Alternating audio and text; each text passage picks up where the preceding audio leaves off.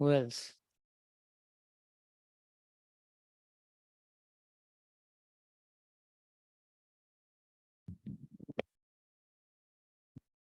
Hare Krishna. Hare Krishna. Yesterday we discussed that how Priyavrat Maharaj, with his potency, he could move around the and some portions of the earth where there was less sunlight. So he himself acted like a sun, and and by his chariot wheels the 7 islands were created, and the breadth of breadth of the next ocean was double the size of the previous. Breadth of the next ocean. Okay, ठीक है. Double the size, and like this, and the 7 oceans were filled with the different liquids, sugar cane, and like that, As per the desire of desire of Lord. Lord, his Priyavrat desire. His desire. Yes. Rishabh Vani Prabhu.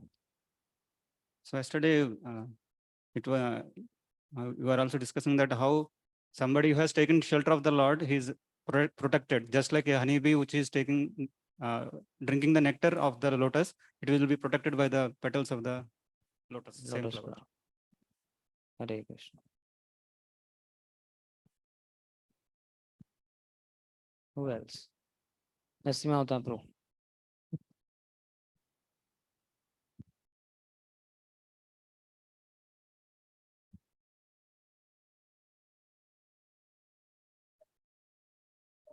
So, and we saw the example of Pundrik Vidyanidhi yesterday. Material enjoyment given by the Lord doesn't lead to degradation. Yes. We also saw that how Priyavrat Maharaj and Swambhu Manu, both of them had that spirit of not being attached to the position of the ruling and everything like that. So, so we were discussing that how this is the qualification. So when Of of that, qualification. sorry, Qualification of? it's qualification of being a leader, Ah. ruling, being a leader like that. Yes. So those who actually are detached from that and they're only taking that for the sake of pleasing Guru, for the service. They're the only thing because of that they do. So then that is the qualification. Today morning, His Grace Revtipati Prabhu also made that point, if you remember. When we take up service or we render services for the pleasure of Guru, then it acts like that arrow, Aditya Ruday arrow, and then it can remove all the enjoyment tendencies. Otherwise, again, Bhogavrutti remains.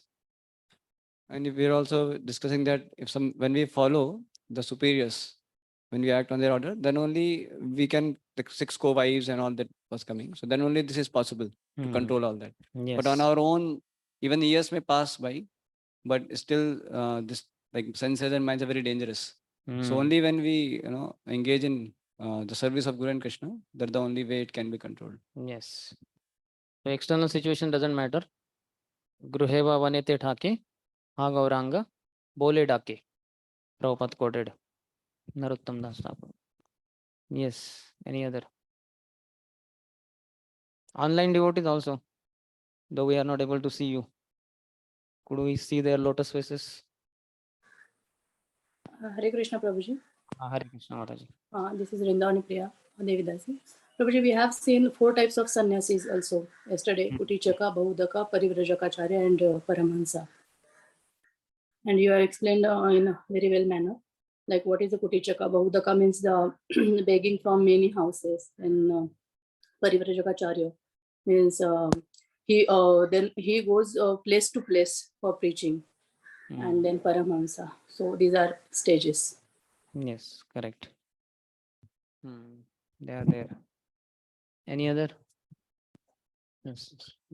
Just 2 things that I remembered. Like one thing was discussed in the purport that the more a person is attached to Lord or takes shelter of Lord, the more he becomes detached from all material things or material contaminations or attachment to senses. And the other point that we discussed in the starting was also like why Priyavrat accepted wife. However, he was fully detached. But then to become a ruler, then he accepted wife. To become? When he took the role of a Kshatriya, so Kshatriya needs a wife for support. Support So, means like what that- support? Physical support? No. Encouragement. Means encouragement. in Wife management gives and all. encouragement. So Prabhupada Wife said, management. isn't it? Brahmanas and sannyasis don't need encouragement by women, but Kshatriyas Kshatriyas and Grihasthas need. and Grihasthas need. So they have to marry. Married life means household life is useless without wife. Yes. Guruji, we're discussing that our hearts are meant for discussing and for the pastimes of the Lord. So unless Hmm. and until our heart is clean, we'll not be able to focus on the pastimes of the Lord in our heart. Yes. Any other?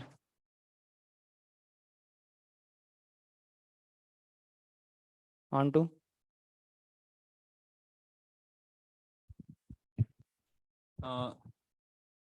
Yesterday I was not understood the story, but the thing is the essence you mentioned about the beauty of working under the seniors, that how the superiors, how Hmm. they will take care about us, especially the Yamunacharya story, Hmm. which you narrated about that. So similarly, Priyavrat Maharaj also serving under the superiors like that. So they have taken care of, they have given that abhyasa. He, over a period of time, he was looking like handpicked husband, but his focus was completely on the Lord Krishna. Hmm. So that's the beauty of working under the, and I do remember that I always used to quote in our meeting, we have to work for someone's pleasure under someone. So this is what exactly this now yesterday I understood. Thank you very much. Hari. Yes. So Priyavrat Maharaj, though apparently appeared quite materialistic, enjoying sense gratification, but because it was all on the instruction of Brahma and Swayambhu Manu, obviously the desire of the Supreme Lord, as it is said, Ekada, but once he came to thinking, what is this? I'm just wasting my life, hell with me, dhik. What is the sense gratification? What a sense gratifier I am. So that will come one day. So I was talking about Yamunacharya. I don't know what you did not understand, but basically he had gone to Gurukul on the instruction of his grandfather, who wanted him to become nice devotee. So then he was there, but then he got involved into so many things for the protection of his guru. He fought means he debated, and then he got into kingdom, sense gratification, etc. But again, because it was all Nathamuni's desire that my grandson be like that means great devotee. So he arranged for Ram Mishra, etc. And then he came out. Yamunacharya could come out of it. So even if somebody apparently enters in very deadly, dangerous situation, but on the instructions of superiors, he will be able to come out of it very successfully. Any other?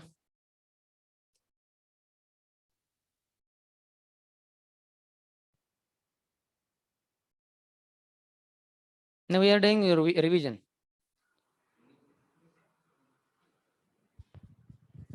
When Priyavrat Maharaj was going another son, so that time it was mentioned that he was not comparing this, You with are not the- competing with. competing with sun god. So Vaishnavas always be not in the mood of the competing, but they is a for service sake. he was doing. Yeah, you captured very important point. Though you came late for class, you captured very essential point. Yes. And Brahmaji told him, now enough. So he stopped also. But then will of the Lord was executed anyway. 7 oceans, islands were created. Okay. So we'll proceed with the second chapter, which is the activities of Maharaj Agnidhra. In Sanskrit, it is called Agnidhra Charitam or Agnidhrat Purvachitya Navaputropattihi. Agnidhra, from Agnidhra, his wife Purvachitti, 9 sons were born. Because Agnidhra is ruler of which part? Jambudvip, the central one, central island, which is surrounded by which ocean? Saltwater ocean. So this one, Jambudvip, is divided into how many? 9. How it is divided into 9? The 9 sons are there. So these are the sons that will come towards the end.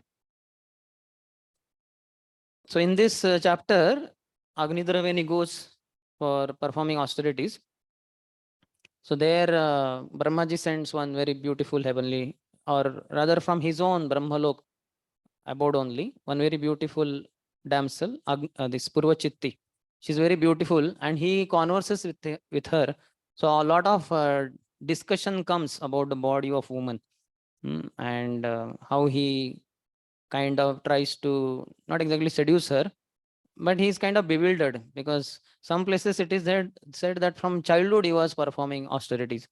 Some other place it is said because he did not get a son from his wife, she could not give that. So he went to have son who could elevate him to Pitrulok. Like that, different acharyas have given different commentaries. So he was not aware of who she was in one sense, because he's performing austerities. But then he's quite charmed by the beauty of her body. And then ultimately he wants to marry her. He says also that Brahmaji has sent you maybe as my wife, as I desired to have a wife and have a son who would elevate me to Pitrulok, etc. So a lot of description comes of the woman's body. And many times, sometimes at least some devotees had asked His Holiness Radha Swami Maharaj that in ISKCON it seems like you people talk a lot about illicit sex, sex life and all that. And your scriptures are also filled with all these things. So what is this? How are you not? How are you different from outside people? What is the solution? Any answer? If you know, raise your hand. Give him the mic.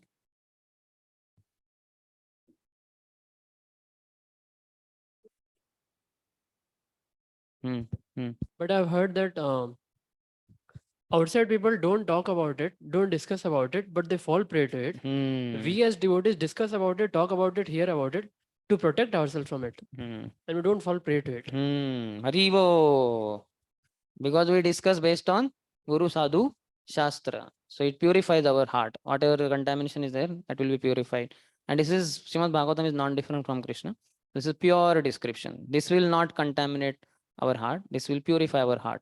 As Shukdev Goswami also says, Vikriditam Rajavadu Viridam Cha Vishno Shraddhan Vito Anushrunayad Atavarnayedya Bhaktim Param Bhagavati Pratilabhya Kamam Rudro Gamashu Apahinoti Achirena Dhiraha. If one hears Krishna's pastimes with the damsels of Vrindavan, Prajagopis, so then his heart will be purified of lust. Very quickly, he will become a dhira. He will become a sober person. So that is the beauty of discussing these things which may appear mundane based on the scriptures, and they have the potency to purify our heart. So we'll come across very classic description of woman's body. So be ready to get purified.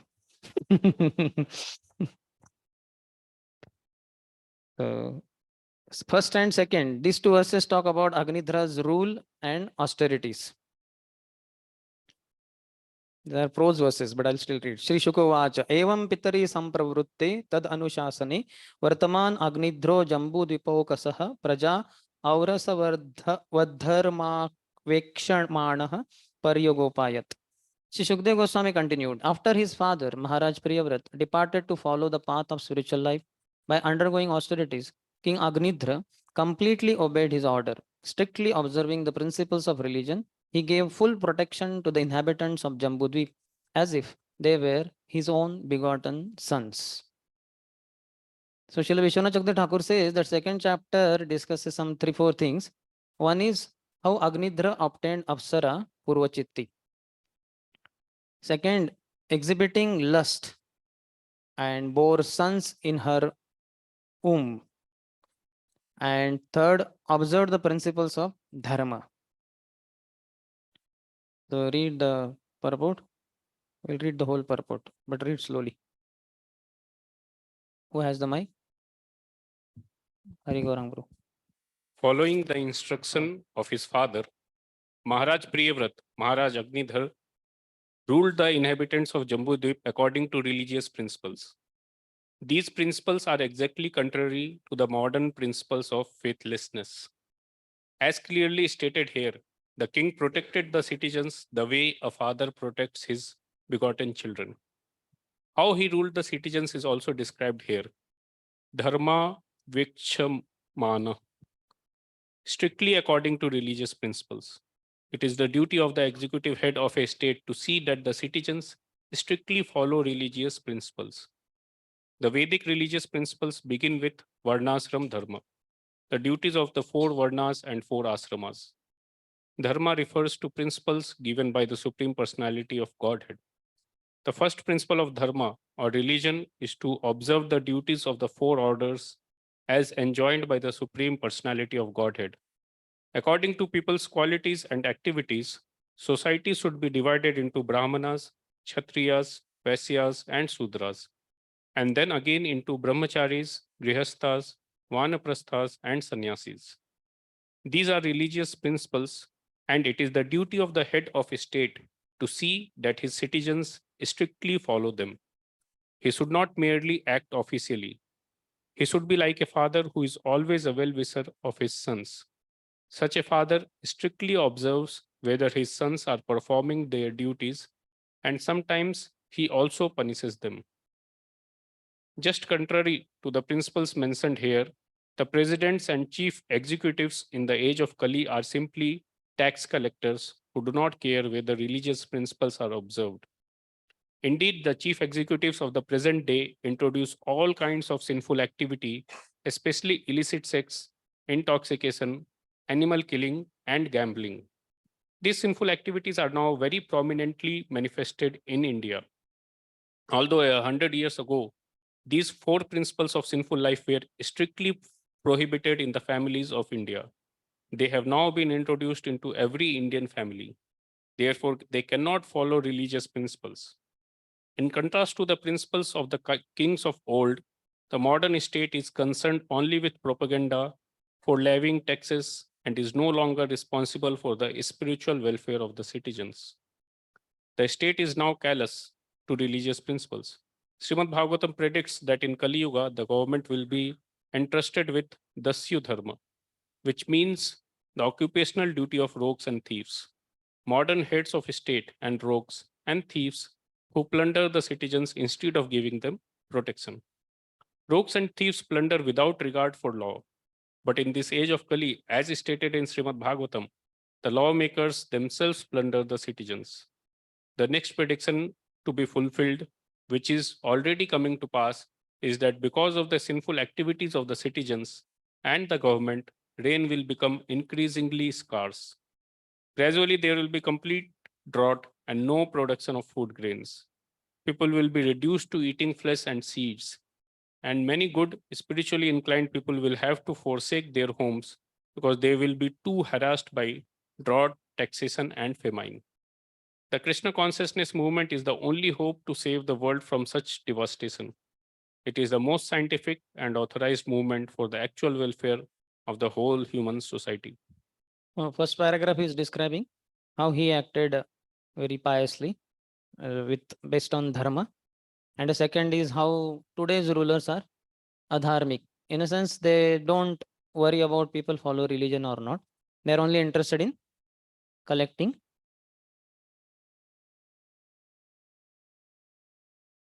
mitigating gambling, illicit sex, intoxication, all that is very much favored by them. That is all easily done. In a sense, one gets permit for these things very easily.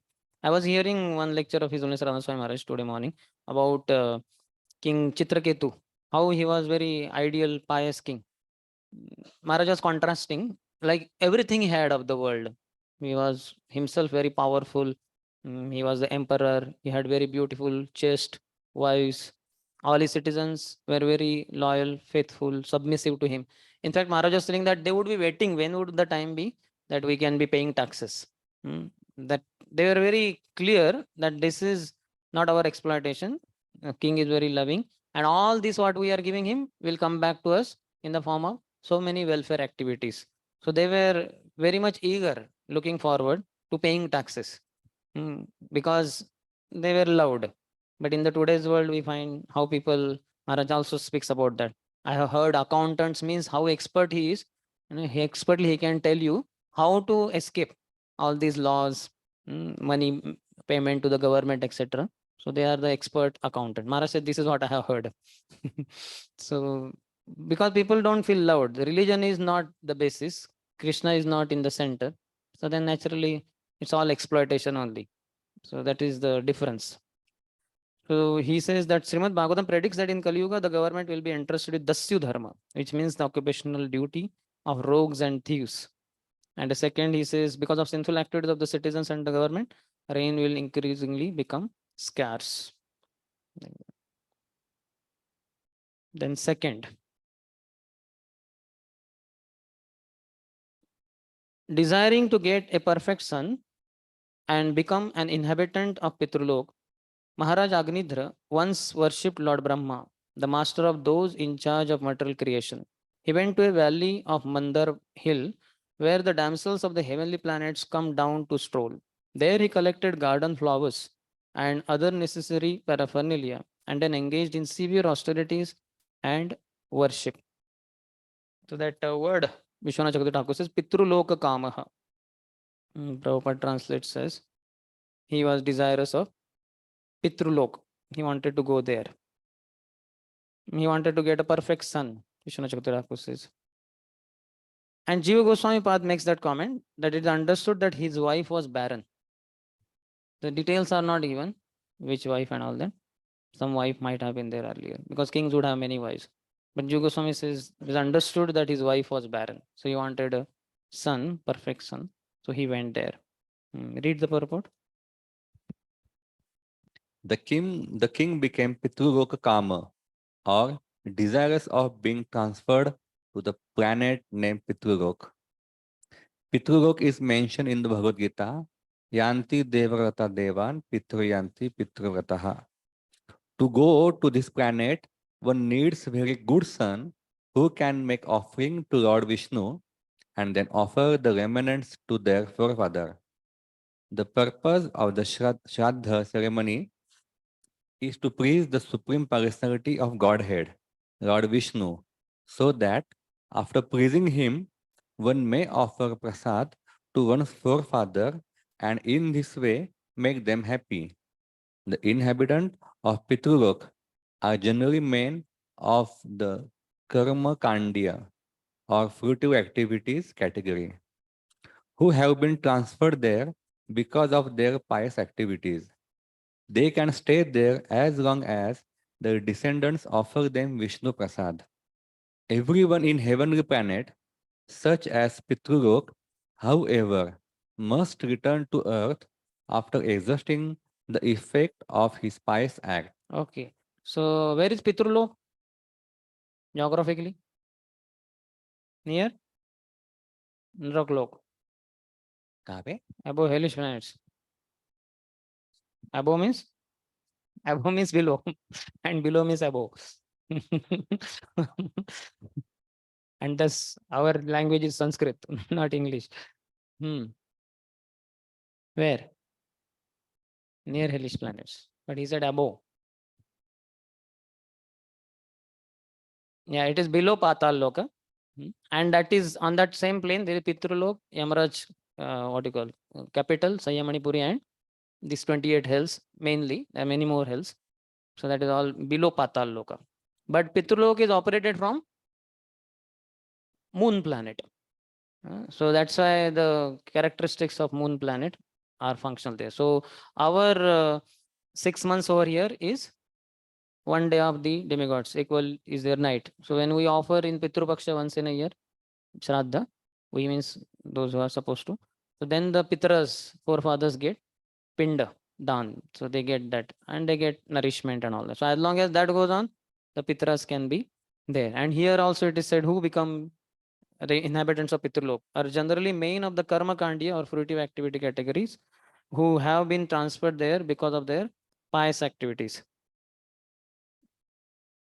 So they become the residents of Pitrulok. And it is said if one becomes a pure devotee in the family, the Pitras dance of that person. Nrutyanti Pitro Yesham. They start dancing. You know what? In my family is born a pure devotee, and by his credits, devotional credits, I will be delivered. So make your forefathers dance in Putirulok. That can be Sankirtan party there. We'll send Sudhamanath Prabhu for leading that. But we should perform pure devotional service.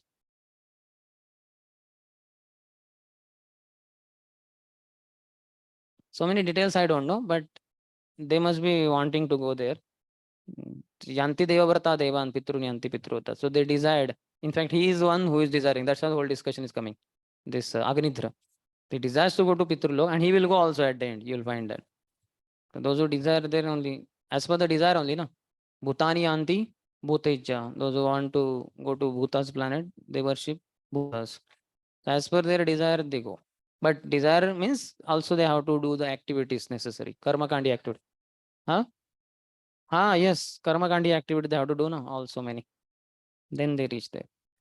Okay, next in the middle, Prabhupada says, since Maharaj Agnidhra was the son of a Vaishnav, he should have desired to be transferred to the spiritual world, Vaikuntha Lok. Why then did he desire to be transferred to Pitrulok? In answer to this, Goswami Giridhar, this is one of the Bhagavatam commentators, remarks that Agnidhra was born when Maharaj Priyavrat was infatuated by lusty desires. This may be accepted as a fact because sons are begotten with different mentalities according to the time of their conception. So how come he's son of pure devotee? He should desire to go to Vaikuntha Lok. But because Priyavrat that time was infatuated, so then he was born. So it is said at the time of conception, what is the mentality of the husband and mentality of the wife? So the child's consciousness will be somewhere in that range only. That's why they are supposed to perform Garbhadan Sanskar. In Vedic time, there are many ceremonies, Brahmanas and all that they do. They arrange fire sacrifice, and so many relatives come. Their blessings will be taken by the couple, and everybody blesses. So it is nothing like some secret. Modern day procreation of the child, in fact, it happens by chance sometime, or many times, even if it is planned, but nobody is informed. Husband, wife only in four walls of the house, they have sex, and that's all. Nobody is informed because they feel this like it's a enjoyment. So that's how they do. But in the Vedic time, it is not part of enjoyment. It is a ritual. It is a regulation. It is a duty rather.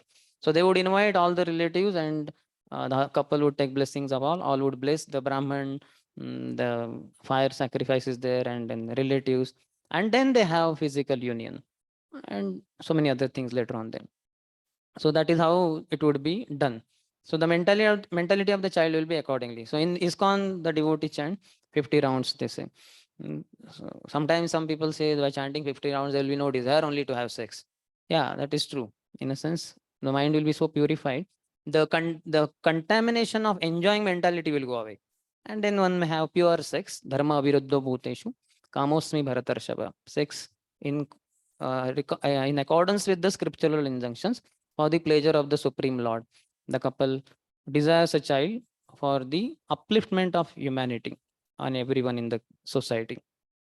So that is how. So this is here explained. Prabhupada does talk about Garbhadan Sanskar. This ceremony molds the mentality of the father in such a way that when he plants his seed in the womb of his wife, he will beget a child whose mind will be completely saturated with a devotional attitude. You can see that even Hiranyakashipu, such a deadly demon, was enemy of Vishnu. So, but then the arrangement of the Lord only, Narad Muni, Parvat Muni went. This is told in Nrsimha Puran. So they took form of birds and sat on a branch of a tree and started chanting Om Namo Narayanaya, Om Namo Narayanaya. So Hiranyakashipu, who was performing severe austerities, he was wondering, who is that rascal who can dare to chant the name of my enemy in front of me? So he opened his eyes and he was watching, and then he saw these were the two birds who were chanting that. He had gone for austerities, but he had carried his bow and arrow. So immediately took up his bow, he set an arrow, and he wanted to shoot them, but they started flying. So he started running behind, running. They went away, Narad Muni, Parvat Muni, in the form of birds. And that disturbed state of mind, he comes to his kingdom, his palace. And that time he becomes very angry. He tells his wife, Kayadu, what nonsense, what do they think? I will kill this Vishnu and all that. And that is the time Kayadu attracted him towards him, and he had union with her. And all throughout he was thinking that only, that Vishnu, I will kill him, Vishnu. And that is how Garbhadan Sanskar was performed. And Prahlad was born. This arrangement of the Lord, Narad Muni. So Narad Muni is involved in all throughout Prahlad's life. For Garbhadan Sanskar also, Narad Muni is the cause. So mentality of the father and mother matters a lot. So that is their duty. They have to have very high class consciousness. People generally have Prabhupada says, at the present moment, however, there are no such Garbhadan Sanskaras, and therefore people generally have a lusty attitude when they beget children. Especially in this age of Kali, there are no Garbhadan ceremonies. Everyone enjoys sex with his wife like a cat or a dog. His Holiness Bhakti Swami Maharaj said, In London, a child is born on the top of a whiskey bottle on Saturday night. One more detail. Right? Child is born. This is what bottle child, what they call test tube baby, the bottle baby or what. Basically, boys and girls they drink whiskey on Saturday night holiday in the some pub somewhere, and then they have sex, and by mistake there is pregnancy, and a child is born thereby. So this is too bad. This is illicit sex. But even husband and wife, they know nothing about Garbhadan Sanskar. So when we preach, we should preach about this. People should know. It seems outside world there is some talk about it to some extent, but many people are unaware how to beget a Krishna conscious child, a God conscious child.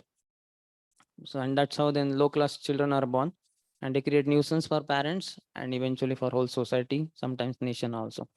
So that should be taken care of. Next ahead, he says, Maharaj Agnidhara desired to be transferred to Pitrulok and therefore he needed a wife, because anyone desiring to be transferred to Pitrulok must leave behind a good son to offer yearly pinda or prasad from Lord Vishnu. So every year they should do that. This Pitru Paksha is there and all that. To start, or on the disappearance day of the father, mother, they are offered that. But if a child is a devotee, that is first class. Still, if he's a grasta, he could do some duties like this and offer prasad to forefathers.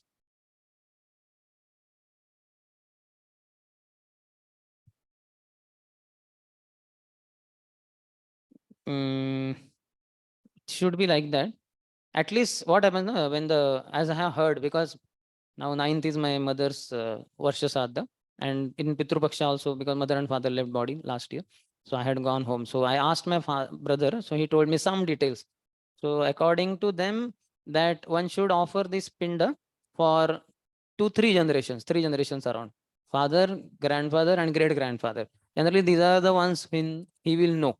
Beyond that, he knows nothing. We don't even know their names many times. So they have to offer. So even if he is gone, so next person will be there. He will offer to this person also. The parampara will continue. But it seems like these 3 are at least offered. You can tell in case you know you must have done. You have not done. So no idea.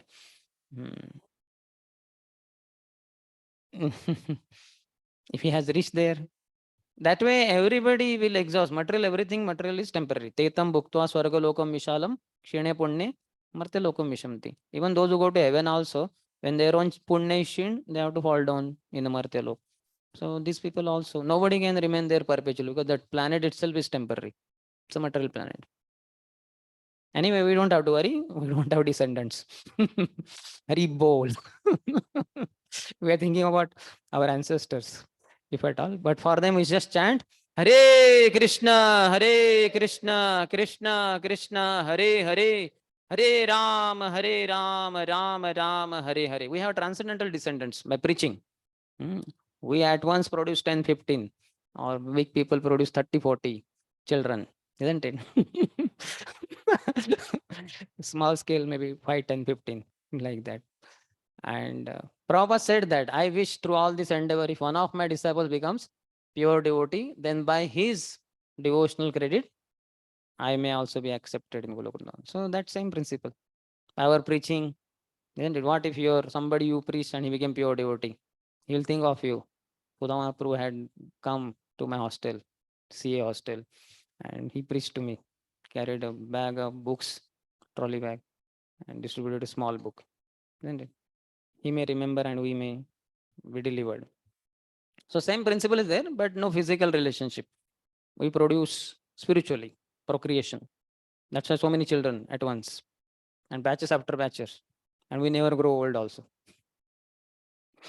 If you become old, then you can produce grandchildren, spiritual grandchildren. So Prabhupada says, to have a good son, Maharaj Agnidhara wanted a wife from a family of demigods. Therefore, he went to Mandar Hill, where the women of the demigods generally come to worship Lord Brahma. Kangshantaha karmanam siddhim yajanta iha devata. Materialists who want quick results in the material world worship demigods. This is also confirmed in Srimad Bhagavatam. Shri Aishwarya Prajapsavaha. Those who desire beautiful wives, substantial wealth, and many sons worship the demigods But an intelligent devotee, instead of being entangled by the happiness of this material world in the form of a beautiful wife, material opulence, and children, desires to be immediately transferred back home, back to Godhead. Thus, he worships the Supreme Personality of Godhead, Vishnu. A kind of menu is given. I believe it's in maybe second chapter of the first canto, if I'm not wrong. After all this Shushrusho Saddha Dhanasya and all that, where it ends, Evam Prasanna Manaso Bhagavad Bhakti Yogata, Bhagavad Tattva Vijnanam. So towards the end, I think after that, isn't it? Our third chapter. Okay, third chapter. After the initially only, it is in the initial phase. Before the incarnations are described, isn't it? Third chapter of first canto. Before the incarnations are described, around 22. All the menu is given. If you want this, you want beautiful wife, then you worship. Acha, second canto. Okay, okay, second canto, third chapter. Before that it comes. Yeah, so it's a huge list is there. If you want good wife, beautiful wife, this. If you want children, you want this. You want wealth, worship this demigod, all that. But those who are intelligent, they worship the Supreme Personality of Godhead. They don't have any material desire. So that is first and second, talking about Agnidra's rule and austerities. So third to sixth talks about Agnidhra saw Purvachitti sent by Brahma. So Vishwanath Chakravarti Thakur about second, he says carrying items of worship like flowers, desiring sons, Pitrulok Kama, he worshipped Brahma. So that was already mentioned by Prabhupada in translation. He carried flowers, etc. for worshipping Brahma. Tadupalabhya Bhagavan Adi Purushaha Sadasi Gayantim Purvachittim Namapsara Samabhiyapayamasa. Understanding King Agnidra's desire, the first and foremost powerful created being of this universe, Lord Brahma selected the best of the dancing girls in his assembly, whose name was Purvachitti, and sent her to the king. So he sent this dancing girl from his assembly, it is said. Sadasi, from his assembly, Gayantim. So Vishwanath Chakravarti Thakur says she was a singer in that assembly of Brahmaji, Gayantim. That's how he translates. But otherwise, at least she was a dancing girl there in Brahma's assembly. In the purport, Prabhupada says that Bhagwan aspect, Lord Brahma is also described as Bhagwan. The reason he is called Bhagwan is that he fully represents the Supreme Personality of Godhead and is the first-born creature in this universe. So fully represents Supreme Personality of Godhead. And first, I also don't know.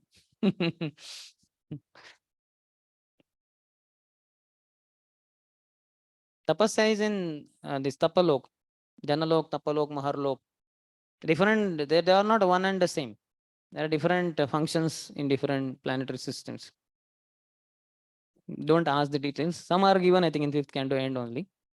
But Brahmalok is also a very opulent place. No, not like, only austerities and all that. Lot of enjoyment is there also. Don't worry, don't think too much.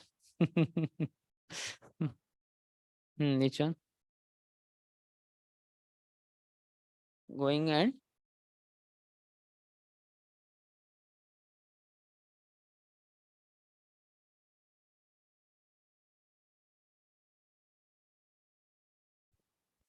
there was a Bhagavatam discussion happening in Brahmaloka, and Narad Muni was been asked to perform. So he was dancing and he was playing, and with him there were some dasis were doing playing the mridanga and the instruments. So there also it was a Brahmaloka. The dasis were there; they were actually assisting them. which place this is described? Which scripture? It is a Brihad Naradiya Purana. Okay. So there also life is there and a lot of enjoyment. These are higher plans, so enjoyment will be there. So he says Lord Brahma could understand Maharaj Agnidra's desire because he is as powerful as Lord Vishnu.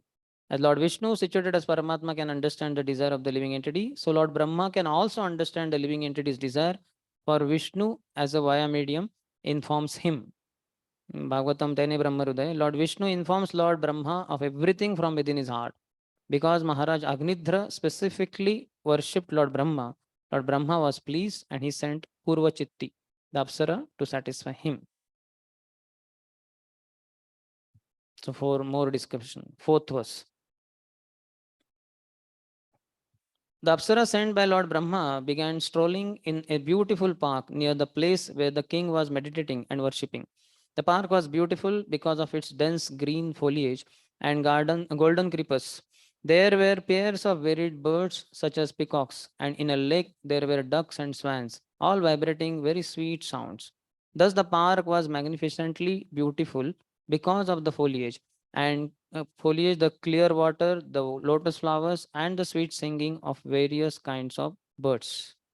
Fifth, as Purochatti passed by on the road in a very beautiful style and mood of her own, the pleasing ornaments on her ankles tinkled with her every step. Although Prince Agnidhra was controlling his senses, practicing yoga with half open eyes, he could see her with his lotus like eyes. And when he heard the sweet tinkling of her bangles, he opened his eyes slightly more and could see that she was just nearby. So his eyes are also described as lotus-like eyes. So he's not some ugly looking fellow. He's very beautiful bodily features. After all, he's son of Priyavrat. A lot of piety is there. The bodily features are very beautiful. Vishwanath Chakravarti Thakur says the movements of her body and her footsteps as she walked gracefully attracted him. And Prabhupada in purport talks about dhyana vastita tadgatena manasa. These yogis, they sit in dhyan and they focus on the supreme, try to focus on the supreme Paramatma. But then the senses create a lot of disturbance. So that he talks, you can read from that. If the eyes are closed completely in the middle, If the eyes are closed completely, there will be a tendency to sleep.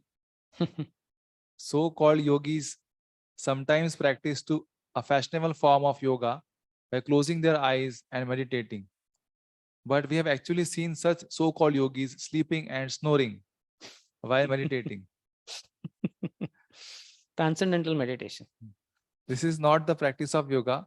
To actually practice yoga, one should keep his eyes half open and gaze at the tip of his nose. Further, Read ahead. although Agnidhra, the son of Purochatti, Priyavatra, was Not son of Priya, Priya- Purochatti. Huh? He's going to be our husband. Huh. Hmm. son of Priyavrata was practicing mystic yoga and trying to control his senses. The tinkling sound of Purochitti's ankle bells disturbed his practice. Yoga Indriya Samyamya. Actual yoga practice means controlling the senses. One must practice mystic yoga to control the senses, but the sense control of a devotee who fully engages in the service of the Lord with his purified senses, Rishikena Rishikesha Sevanam, can never be disturbed. Srila Prabhupada Saraswati therefore stated, Durantendriya Kala Sarpa Patali Prokhata Damstra Yate.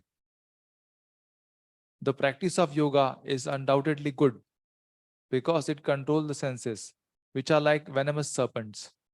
When one engages in devotional service, however, completely employing all the activities of the senses in the service of the Lord, the venomous quality of the senses is completely nullified. If you wish, you may underline that line.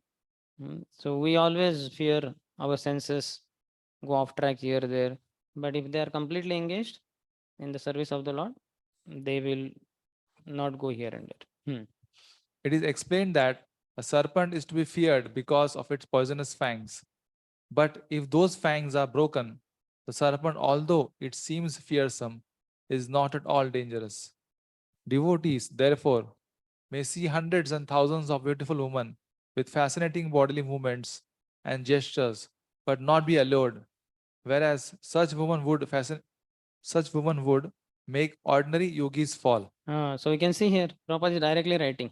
This doesn't mean that we keep seeing all this hundreds and thousands of beautiful women with fascinating bodily movements, but we may happen to see.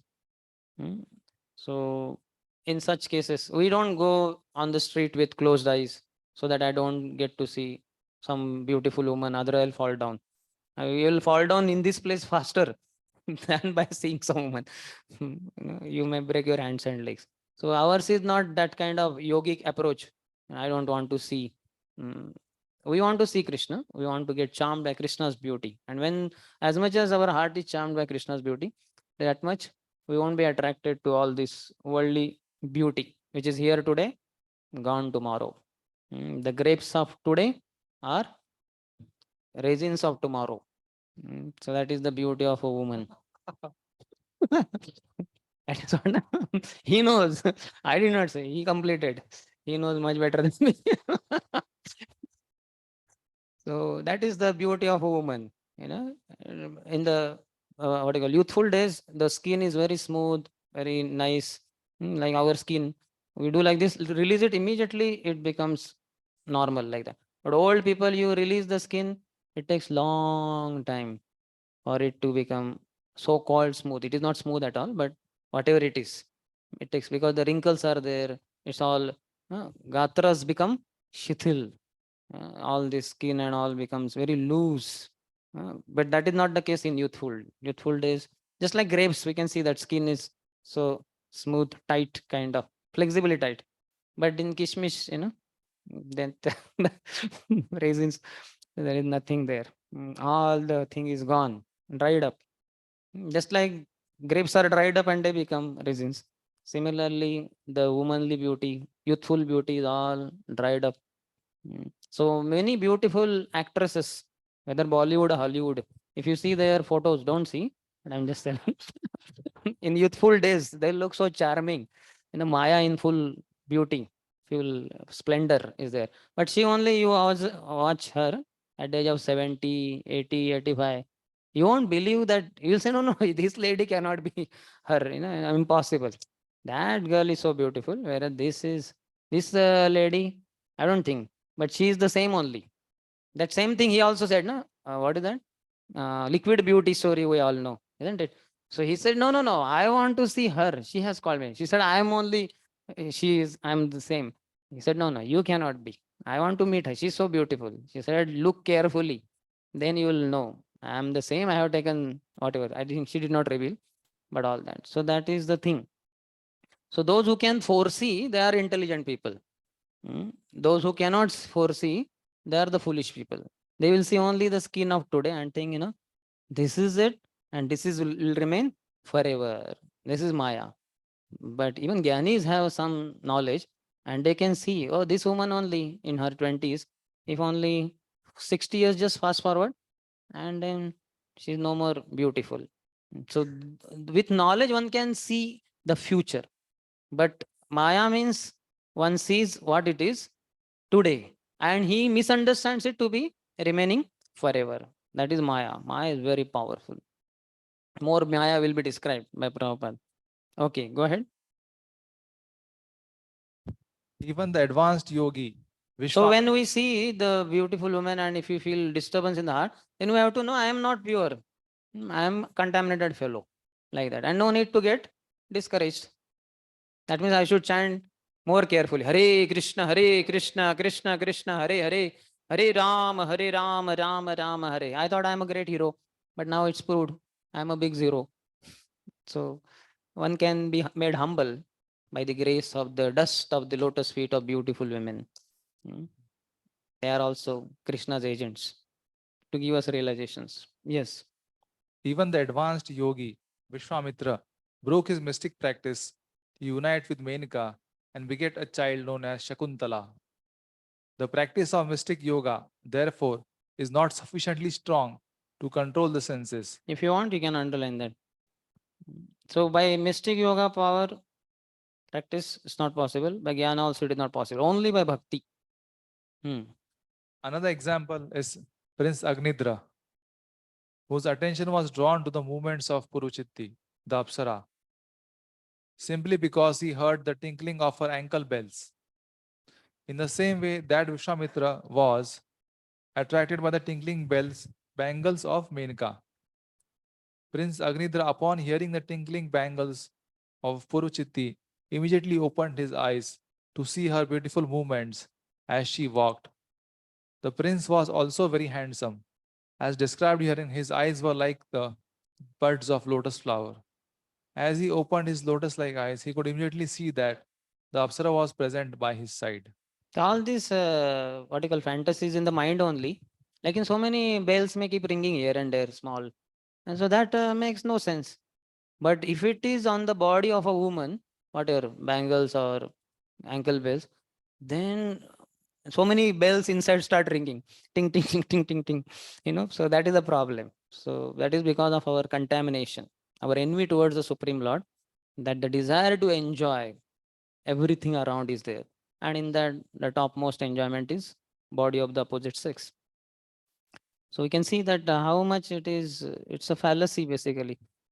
How the same ankle bells here don't cause any problem, and there on her body cause so much problem. Hare Krishna.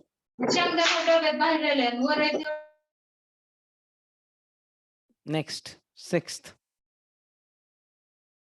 Like a honeybee, the Apsara smelled the beautiful and attractive flowers.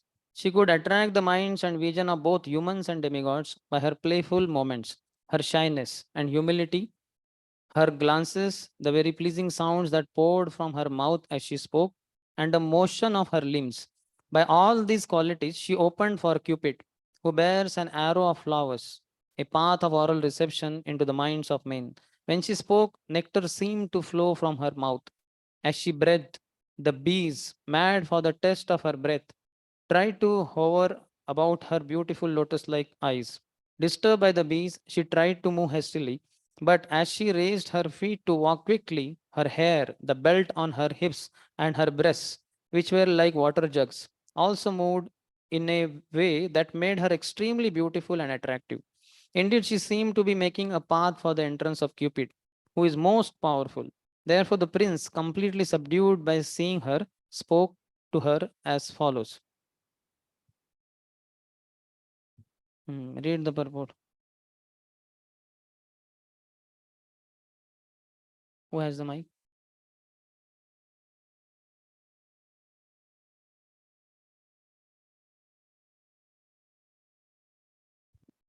Our beautiful woman's movements and gestures, her hair and the structure of her breast, hips, and other bodily features attract the minds of not only of men but of demigods also, is very finely described in this statement.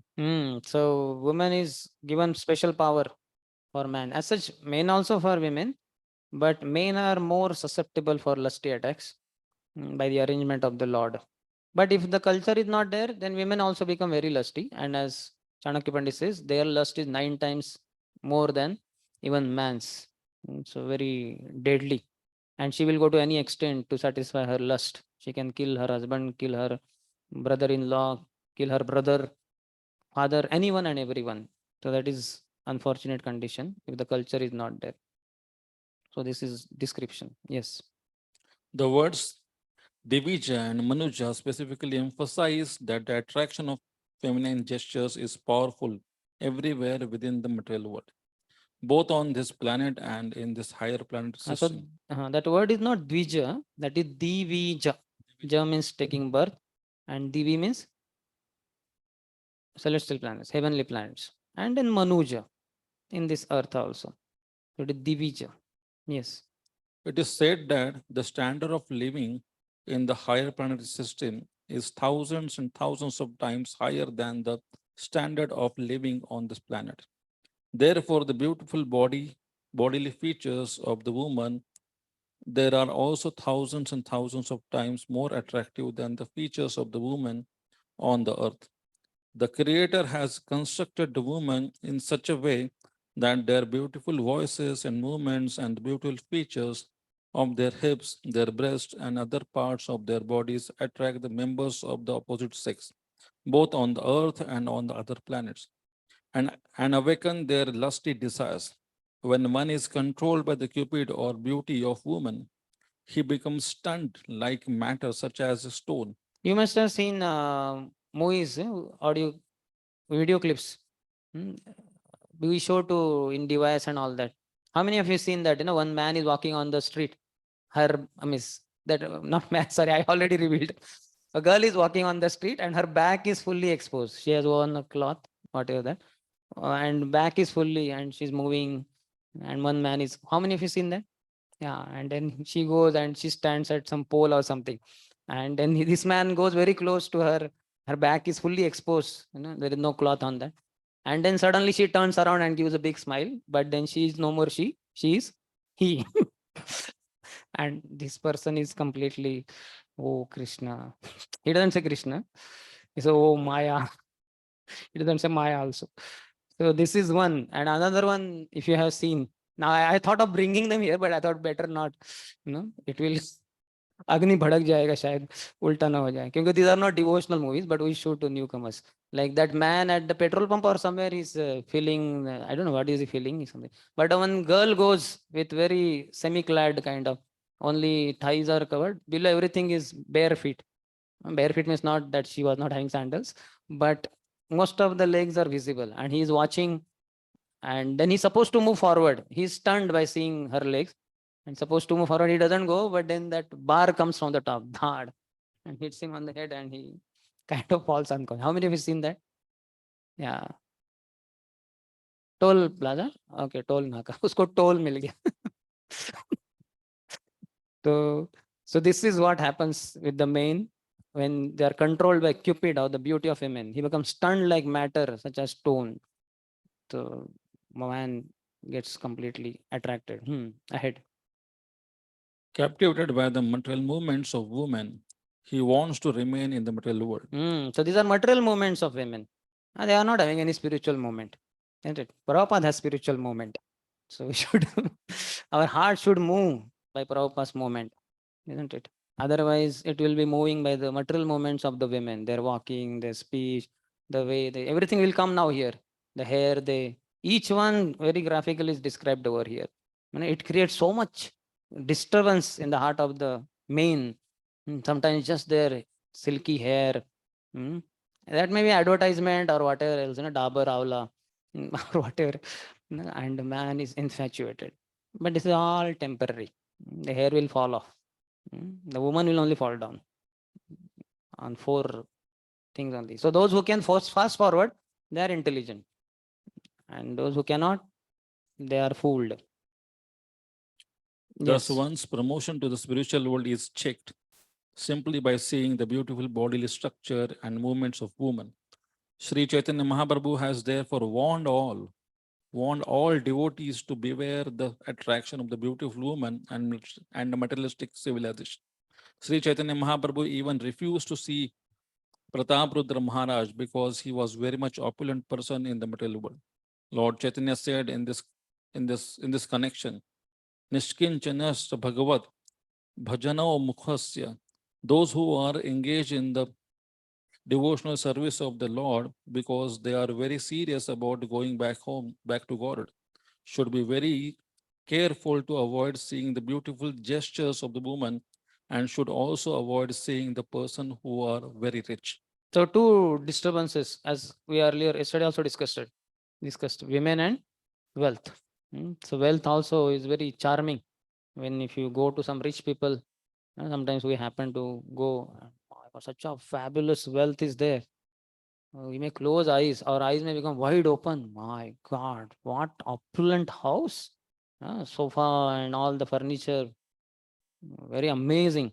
So that is one, that is dead still. But woman is not dead, she's alive. And she's moving also. And lips are moving, eyes are moving, and eyebrows she may move. Hairs are already flying, and maybe the end of her sari also flying. If they wear sari, nowadays they don't. It can create so much agitation if we are not Krishna conscious. And if you are Krishna conscious, then like Namacharya Haridas Thakur, even Maya Devi comes, doesn't matter. For him, for us it matters. So we should be careful. So then he quotes, Nishkinchanasya Bhagavad Bhajanon Mukhasya Param Param Jigamishor Bhavasagarasya Sandarshanam Vishainam Athayo Shitam Cha Hanta Hanta Vishabhakshana Topi Sadhu Yes. Alas, for a person who is seriously desiring to cross the material ocean and engage in the transcendental loving service of the Lord without material motives, seeing a materialist engaged in the sense gratification, or seeing a woman who is similarly interested is more abominable than drinking poisonous willingly. Chaitanya Charitamrita Madhya 11.8. One who is serious about going back home, back to Godhead, should not contemplate the attractive features of women and the opulence of rich men. Such contemplation will check one's advancement in spiritual life. Once a devotee is fixed in Krishna consciousness, however, these attractions will not agitate his mind. So this is the formula. This is the secret. How much we are fixed in Krishna consciousness could be known when we not see these people like materially advanced or rich people or women, but we happen to see them. We'll, as I said, we cannot close our eyes. So when we come across them, how much we feel disturbance, agitation of the mind. That shows that much we are not fixed in Krishna. Rather, as I said, we should feel pity. Poor fellow, so much wealth, and he thinks this will give him protection. This is security. He is a Gajendra of this planet. Doesn't know how crocodile of Maya will capture his foot and he will be helpless. Nothing will help him. His beautiful wife, she's nothing. She can do nothing. Just like Gajendra's wife could do nothing. So like that, the knowledge should come to forefront. It is there in the background, which we hear. In front of these people, very rich people and beautiful women, that knowledge goes in the background, and infatuation only comes, contamination in the heart. And we may say, oh, he's so fortunate. And how beautiful is she? And how beautiful is her boyfriend? How fortunate is her boyfriend who is with her and enjoying life? He is gone. His life is destroyed. He can never chant Hare Krishna, poor fellow. Even if he comes to temple, he will have tough time like that. So, like that, one should be able to see. Prabhupada went to America and he felt pity for them, poor fellows. Prabhupada certainly said this is not a fit place for brahmacharis, like that. What is that? Avalon ballroom. And another time he went to that Anand, what? So they all were naked only, completely naked, young boys and girls. That philosophy is only like that. Natural, we should stay natural. God produced us like this. We should remain like this. Philosophy can be there for each wrong malpractices. Poor fellows. So Vishwanath Chakravarti Thakur says he appeared stunned, but was imitation. That was imitation, showing his skillfulness. This is his skillfulness. Vishwanath Chakravarti Thakur also says she made a door for Cupid to enter the minds of men. So only Kandarpa Koti Kamaniya Vishesha Shobham Govindam Adipurusham Tama Aham Bhajami. So to the degree our heart is charmed by Krishna, who is transcendental Cupid. We have Gayatri Mantra in which we focus on Krishna as transcendental Cupid. And by that our senses can be controlled. Acharya has given that mantra. So to know transcendental Cupid, we have to focus on, not the Cupid of this world. This is very disturbing Cupid.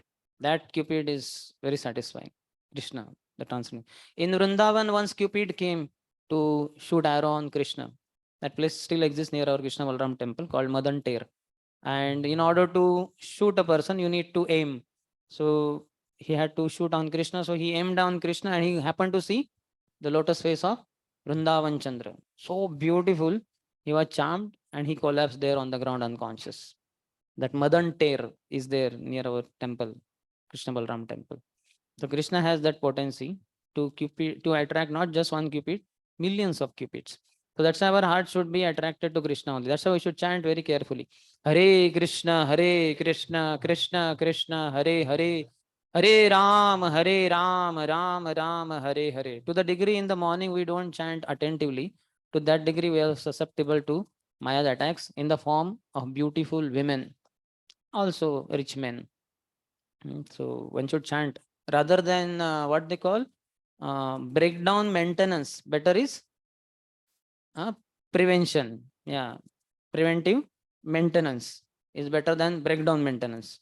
Yes. So better chant every morning attentively, knowing that danger is there, going to come in the daytime.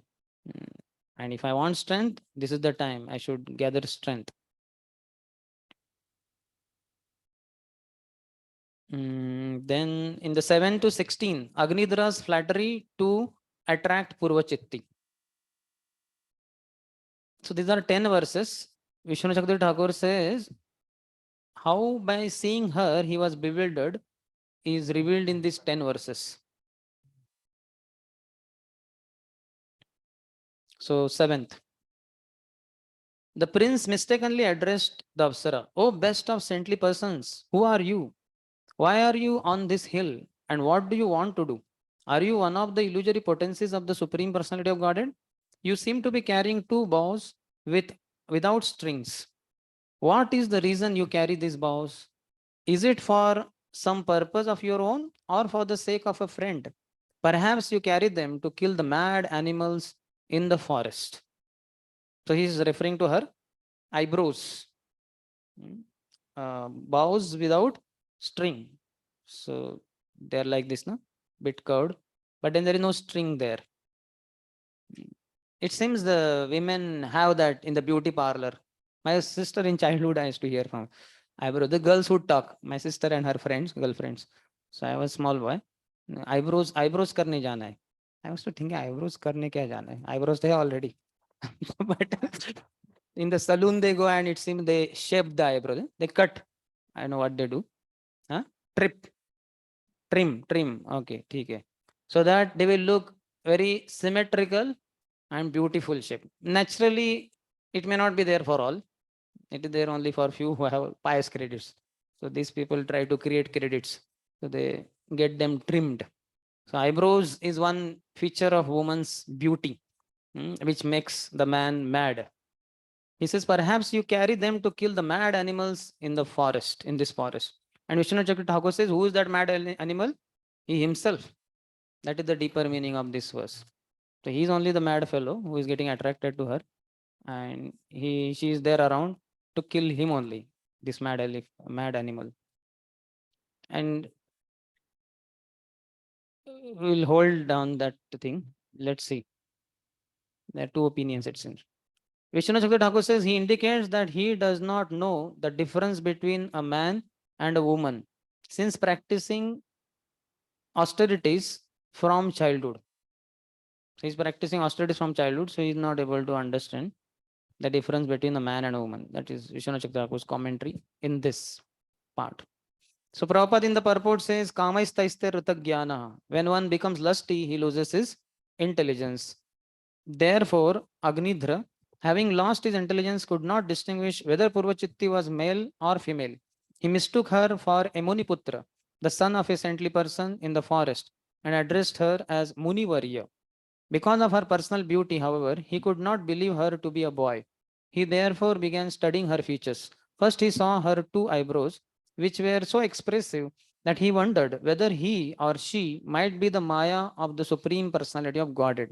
He addressed her as Muniputra. Yeah, Munivarya. In the first line only it is there. Katvam chikirshasi chakim Munivarya shaile. We find in the case of Vibhandak Rishi, who was also to break his austerities, there was one heavenly damsel sent. He marries with her and produces a child whose name was Rishyashrunga.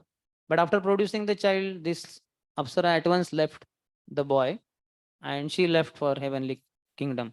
So he became very averse to women. What nonsense. What kind of lady mother neglects her child? Henceforth, I will never expose my son to any woman in the creation. So he was deep in the forest. Never could Rishyashrunga the son see ever any woman.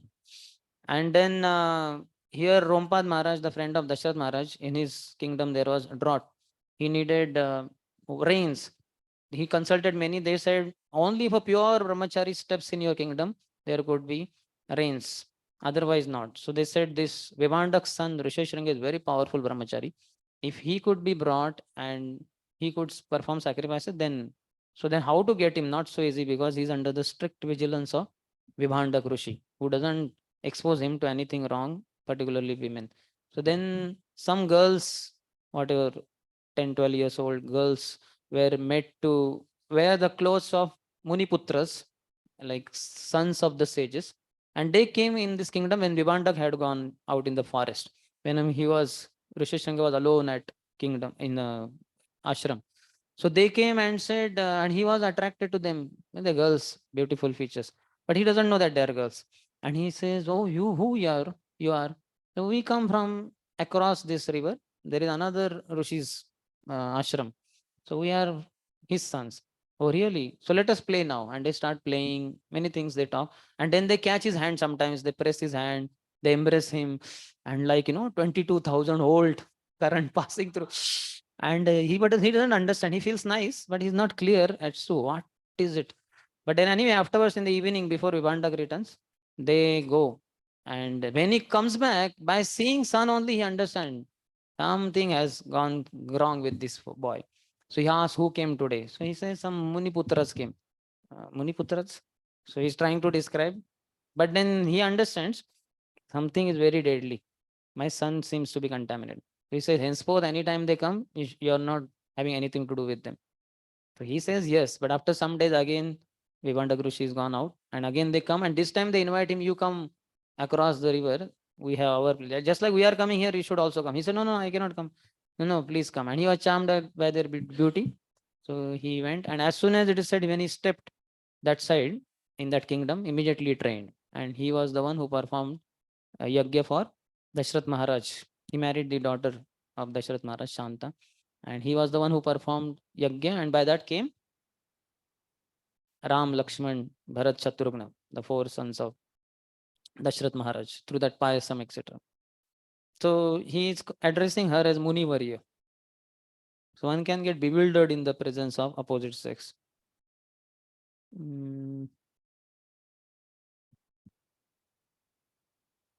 So he is addressing her, Paradevata and all that. Next paragraph, somebody can read. The word from there. From where? Purvachitti's eyebrows. Purvachitti's eyebrows was so beautiful that Agnidra compared them to bows without strings. He therefore asked her whether they were to be used for her own purposes or for the sake of someone else. Her eyebrows were like bows meant to kill animals in the forest. This material world is like a great forest, and its inhabitants are like forest animals such as deer and tigers meant to be killed. The killers are the eyebrows of beautiful women. Captivated by the beauty of the fair sex, all the men of the world are killed by bows without strings, but cannot see how they are killed by Maya. So in the Srimad Bhagavatam only there is one shloka which says, I think, I don't know, Lord Kapila this says, no? Balam me pasyamayaya strimaya jaino disham ya karoti padakrantam bhruvi jrumbhena kevalam. Balam me pasyamayaya. Just see my illusory potency. Strimaya jaino disham, in the form of woman. I think Kapil Dev is saying, ya karoti padakrantan, they conquer. Who? The conquerors. They conquer the conquerors. By what? Bhuvi jrumbhena kevalam. Just by the movements of their eyebrows. I think it's Muchukunda also he says, no? That I am coming in a great dynasty, but I am not such a great king like Mandhata, etc. And when I may conquer over enemies, but when I go in the inner chambers of my wife for some sexual satisfaction, I have to keep my crown at her feet and beg for some sexual pleasure from her. He or somebody else prays like that. So this is the power of woman. Balam me pashyamaya strimaya jayino disham. Jayino disham. She conquers all the directions. Big Digvijayas, they fall at the feet of women. Just by the movements of their eyebrows, people start dancing. I make their eyebrow dance and people dance on her eyebrows tuning. Very powerful. And elsewhere in the third canto, third canto, it is talked about Vishakanyas, how powerful kings who just cannot be defeated in war, they would be in the midnight sent with Vishakanya. And Vishakanya, her body is poisoned completely. She would kiss such a king and is dead on the spot. Then next towards the end, Prabhupada says, karmis who act very seriously for sense gratification are always referred to in the Shastras by such terms as pramatta, vimukha, and vimudha. They are killed by Maya. However, one who is apramatta, a sane, sober person, a dhira, knows very well that a human being's primary duty is to render service to the Supreme Person. Maya is always ready to kill those who are pramatta with her invisible bows and arrows. Agnidhara questioned Purvachatti about this. So those who are in the mode of goodness, they are dhiras. Dhiras tatrana muhyati. They have the knowledge. That's what I said. They can see in future. This lady's beauty is temporary beauty. This is not forever, eternal beauty. Eternal beauty is that of the Lord. So those who can see, those who are in having knowledge, they are in goodness. And those who are in passion, ignorance, they'll get attracted by the beauty of the woman, thinking that this is everlasting beauty. So Vishwanath Chakravarti Thakur says in his commentary, I'll read the translation also. Who are you, O best of sages? What do you want to do at this mountain? Are you Maya, the energy of the Supreme Lord? You are carrying two bows without bowstrings. Oh friend, what use are they? Are you hunting inattentive animals in the forest? So purport by Vishwanath Chakravarti Thakur. Asking who she is, he is confused. That means he is confused for Sudhamanath Prabhu. So Vishwanath Chakravarti Thakur saying, asking who she is, he is confused. He indicates that he does not know the difference between a man and a woman since he has been practicing austerity since childhood. O best of sages, are you staying here like me to perform austerities? But then he thought for a moment, why does she bewilder me if she is a sage like me? Then he thought that she was Maya of the Supreme Lord, Paradevata Bhagavan, who had come in the form of a sage. Seeing her eyebrows, he then said, you are carrying two bows without bowstrings. Oh friend, why have you done this? What use are they? Are you hunting inattentive animals in the forest? The deeper meaning of this is that he himself is like an animal which he is hunting. Then 8th one, 8 to 14 are talking Agnidhara mesmerized by her 8 things. One by they will be, let's say 8 to 11 only. 8 things in her body he's appreciating. He's mesmerized by that. Then Agnidhara observed the glancing eyes. This is second. First was eyebrows, now glancing eyes of Purvachitti and said, my dear friend, you have two very powerful arrows, namely your glancing eyes. Those arrows have feathers like the petals of a lotus flower. Although they have no shafts, they are very beautiful and they have very sharp piercing points. They appear very peaceful and thus it seems that they will not be shot at anyone. You must be loitering in this forest to shoot those arrows at someone, but I cannot understand whom. My intelligence is dull and I cannot combat you. Indeed, no one can equal you in prowess. And therefore, I pray that your prowess will be for my good fortune. Read the purport. Agnidhara thus began appreciating Purvachitti's powerful glance upon him. He compared her glances eyes to wear sharp arrows. Although her eyes were as beautiful as lotuses, they were simultaneously like shaftless arrows, and Agnidhara was therefore afraid of them. He hoped that her glance upon him would be favorable because he was already captivated, and the more captivated he became, the more impossible it would be for him to remain without her. Agnidhara therefore prayed to Purvachitti that her glances at him would be auspicious, not futile. In other words, he prayed that he would become his wife. So Vishwanath Chakravarti Thakur says, you have two languid arrows with lotus petal feathers, with no shafts and very sharp arrowheads. I do not know whom you will shoot in this forest. May your prowess be auspicious for me, who have no intelligence. On seeing her glance, purport, he speaks. You have two arrows with lotus petal feathers, languid because of poetry, without shafts and with very beautiful sharp arrowheads. May your prowess be auspicious for me. This means that if you shoot me, I will not live because of the pain of the arrows piercing me. So eyes of the opposite sex, they hook a man and he gets carried away. So it is said brahmachari should not look into the eyes of the women. Lakshman was such a famous person. For killing Meghnad, one of the requirements was the person has to be a brahmachari for 14 years. So who is that?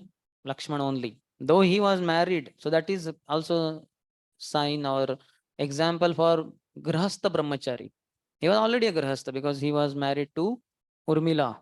But he left her behind there, said, you serve our mothers and I am going to serve my brother. And he was brahmachari, very staunch brahmachari for 14 years. And that's how he could kill Meghnad very easily.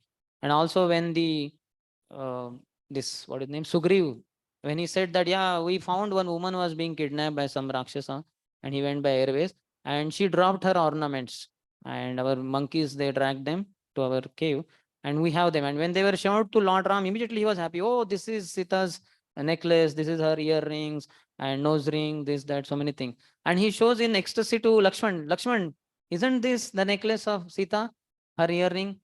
He says, no, Keyure eva janami. I know only the what do you call ankle bells in her feet, but I don't know this Keyur. I think this one Keyur and all other things I don't know necklace because I never looked above her lotus feet. Sada padhavi vandanat. I always worshipped her lotus feet. What integrity, my God! Can you imagine?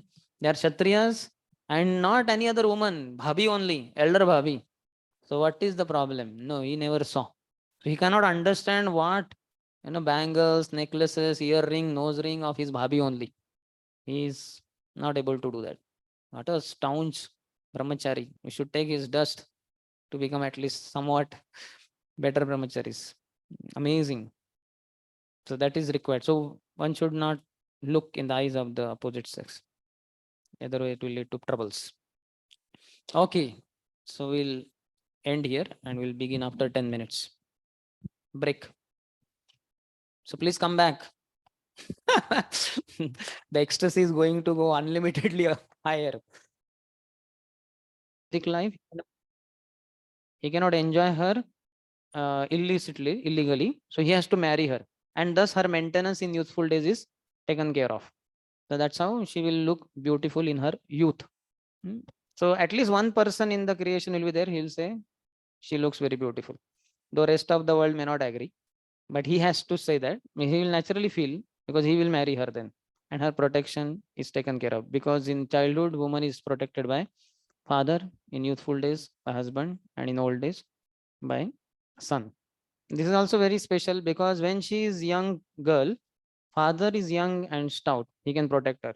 But when she goes to youthful days, father becomes old and weak. He cannot protect her. So young man is required. Who is the young man?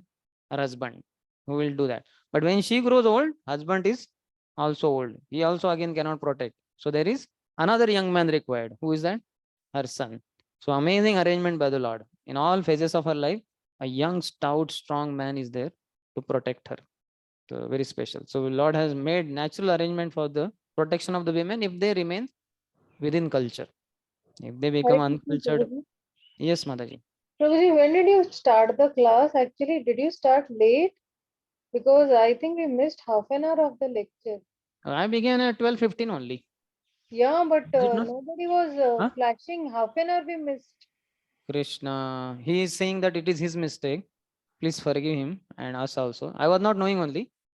And he's saying now, huh? Oh, he's saying he forgot. He got some service by some other Prabhu. And then mic was not working. Huh? Okay, no problem. Oh. Sorry, Mataji. Yeah, we were waiting online No, only. you that should we not were- have waited. You could have contacted no, Narasimha Avatar Prabhu. He's your coordinator, no? You could have just SMSed him or No, called we him. thought that maybe some means must be somewhat from your end. Maybe you are the speaker. So speaker is only not come. Then how will they flash the? No, you should not imagine like that. I told her in 10 minutes later we'll start. So if when 10 minutes crossed, you should have immediately called at least somebody like Narsingh Avatar Prabhu or the here. We began sharp at 12:15 only. But no problem. Have recording? No, now only you started, no? Recording also, Mataji, they started now only. So they are not proactive sometimes. No problem, no problem, Prabhuji. Hare Okay, no problem. Hare Krishna. So where were we? Hmm? 13th, you can read the, Prabhu, you could read translation and purport of this 13th.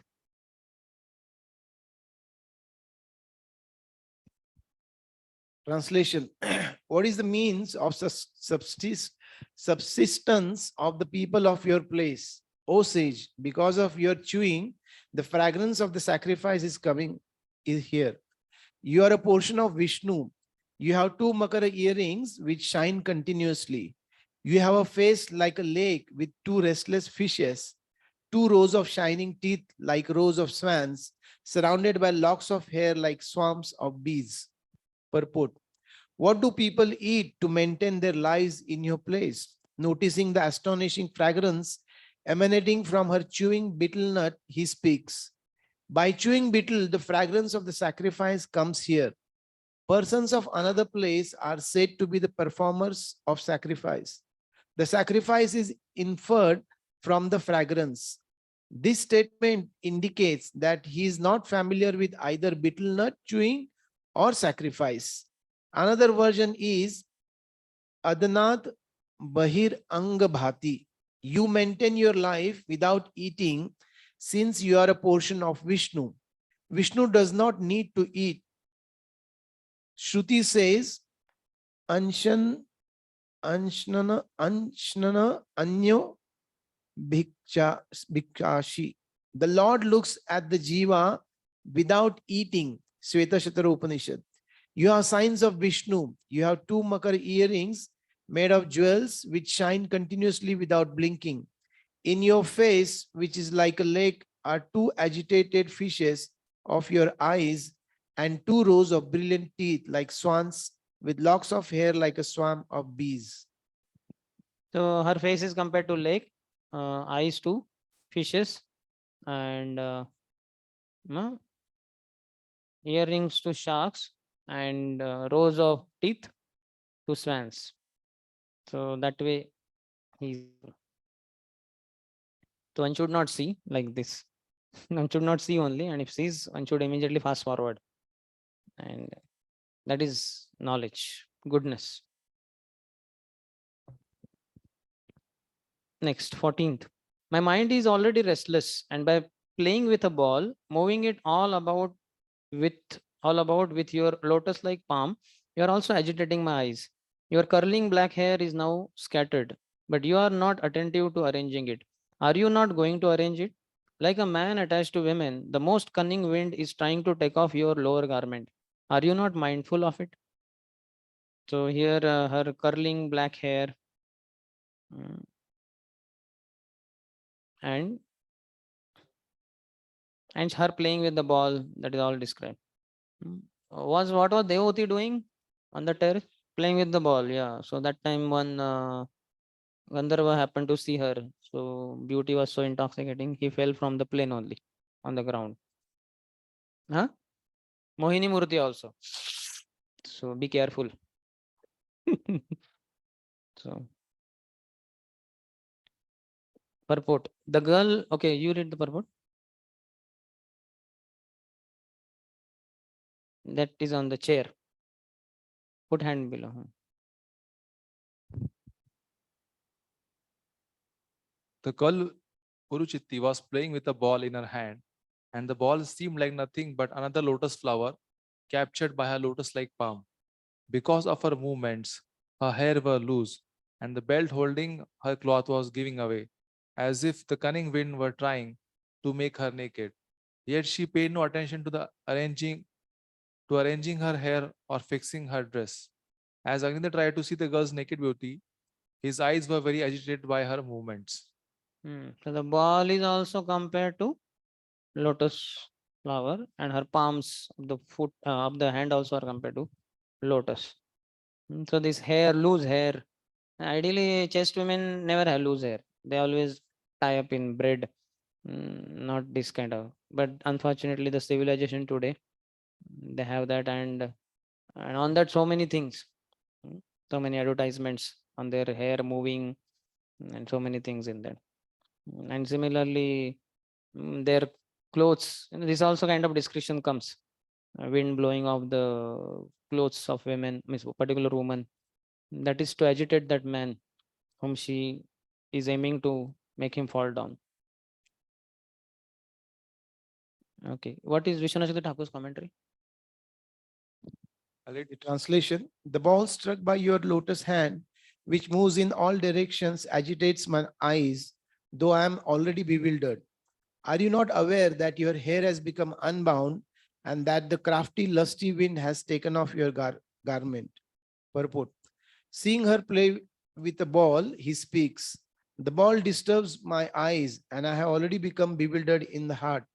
You are not aware that your hair has become unbound. The crafty wind has blown away your garment. Are you not aware of this? In this way, you are absorbed in playing with the ball.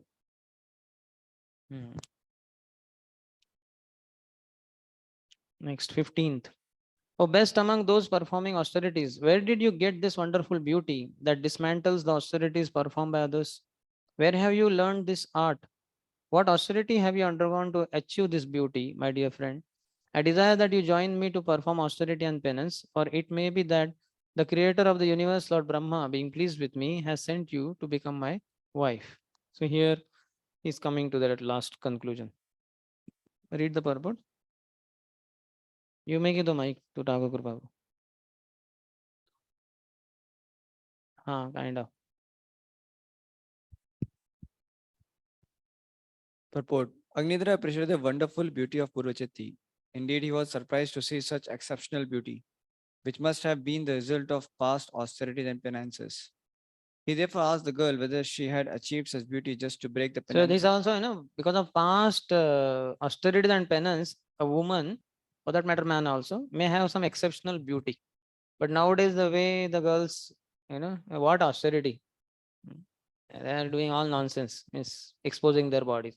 So they lack austerity. So next life will not be beautiful bodily features. Because they are misusing their beauty, which is outcome of past austerities and penances. Now they are doing no austerities. Others have to do austerities of keeping their eyes closed to avoid fall down. That can be told to them if you have the power to tell them. He therefore asked the girl whether she had achieved such beauty just to break the penances and austerities of others. He thought that Lord Brahma, the creator of the universe, might have been pleased with him and might therefore have sent her to become his wife. He requested Purchatti to become his wife so that together they could perform austerities and penances in family life. In other words, a suitable wife helps her husband perform penances and austerities in household life if both of them are on the same elevated platform of spiritual understanding. So that's why before marriage, so many considerations are there. But nowadays, the considerations are all together based on all superficial things. How much money he has, how much is she beautiful, what is his job, whether he has car, 3 BHK. No, nonsense only. This has nothing to do. These are not the parameters seen by the parents earlier. Like Kardam, this Swayambhu Manu getting Devuti married to Kardam Muni. What was his bank balance? What was his physical beauty? 1 BHK or 5 BHK? No, no house only. No kitchen. The whole jungle is the kitchen, huh? Only 1 HK saying Hare Krishna. So once his Holiness Radha Swami Maharaj has spoken that in one lecture he says, so I made a clip out of it, audio clip, do you want to get your daughter married? So what should be the parameters? So based on that, what Maharaj described there. So he says, he did not see how much money he had, what was the beauty, what was the education. He did not say all these parameters. So he just saw, he's a great devotee of Krishna. He's so dedicated, so austere in his life, just to please the Lord. So that is the way it should be. So similarly, he's saying, in other words, a suitable wife helps her husband perform penances and austerities in household life if both of them are on the same elevated platform of spiritual understanding. So wife should be like that. She should not be, now girls are getting married only on that platform, that how much he will be able to give me, enjoyment. There's no question of austerity. Oh, this boy, okay, he may be good looking, but he has no money or hardly any money. So he will not give me enjoyment. There will not be car. 2 BH, sorry, the two-wheeler may be there. He may be able to purchase, but doesn't seem like he will ever have four-wheeler. Or if at all, then he will have second-hand Maruti, Maruti car. So I don't want husband like that. I want a very special husband, money producing bank like that. So marriage itself, you can see the before only. Parents also think like that. Girl also thinks like that. Then what? They have not understood only what is Grahastha life. All austerities and sacrifices should be done for Vishnu's pleasure. But here self-centered marriages take place. Then no wonder even within ISKCON, they say that there is high divorce rate. Some they say more than outside also. No wonder, because these are the parameters based on which the boy and girl marry. Then what is use? They have not read Prabhupada books. They don't know what is Grahastha life, what a sublime noble cause it has. And on the contrary, they have their own selfish desires. Naturally, it will break if at all the marriage takes place. Ahead. Without a spiritual understanding, husband and wife cannot be equally situated. Lord Brahma, the creator of the universe, is interested in good progeny. Therefore, unless he is pleased, one cannot get a suitable wife. In fact, Lord Brahma is worshipped in marriage ceremonies. In India, even today, wedding invitations are still issued with a picture of Lord Brahma on the face of the card. Have you seen? You have seen, huh? Ganesh is there in Maharashtra, Ganesh only, I think. But he is from North India. In North India, they have on the invitation, marriage invitation card, Brahma's photo is there. Yes. So Brahma only, if he is happy, please, then one will get a suitable wife. Okay, read the commentary of Vishnu Subhadra Thakur. Translation. O wealth of austerity, by what penance have you gained this beauty, which destroys the vows of person performing austerities? You should join me in performing austerities to make me happy, O friend. Or perhaps Brahma has been merciful to fulfill my desire for a wife. Purport. Perhaps you have been sent to join me in performing austerities. See how he is going to be the king. He's already a king only. But how is saying austerities, austerities? That means in family level also there will be austerities. And you will be helping me, assisting me. So very clear they are. And here the modern day boys and girls marrying, they have no kingdom. And they are thinking of enjoyment. There's no consideration of austerity. So clear what it means to be Vedic life and what it means to be so-called modern life. Yes. O wealth of austerity, you have gained a high degree, upa, something which destroys others' austerities. You should join me in performing austerities to make me happy, Mayam. Is Brahma pleased to fulfill my desire? 16th, Lord Brahma, who is worshipped by the Brahmins, has very mercifully given you to me, and that is why I have met you. I do not want to give up your company, for my mind and eyes are fixed upon you and cannot be drawn away. O woman with beautiful raised breasts, I am your follower. You may take me wherever you like, and your friends may also follow me. Read the purport. Purport. Now Agnidhar frankly admits his weakness. He was attracted to Purvachiti, and therefore, before she could say, "But I have no business with you," he expressed his desire to be united with her. He was so attracted that he was ready to go anywhere, hell or heaven, in her company. When one is absorbed in lust and the influence of sex, one surrenders to the feet of woman without reservation. So you may underline this.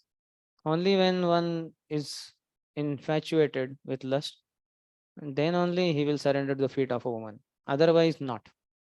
So one has to have that discrimination, and one should not fall prey to such lusty attacks and lusty proposals by women. Sometimes very openly women propose. It's no wonder within ISKCON also. And so many people get carried away. So one has to be very firm in the service of Hari Guru Vaishnavas, and instructions of the spiritual master should be always there in the heart. Guru Mukha Padma Vakya, Chitte Te Gori Aikya. Then even if somebody tries to allure, there may be some momentary disturbance, but one will again go back to some superiors, Guru, and then again he will calm down his mind and say, no, Arana Kori Ho, Mane Asha, no other desire. I don't want to fall down with a woman.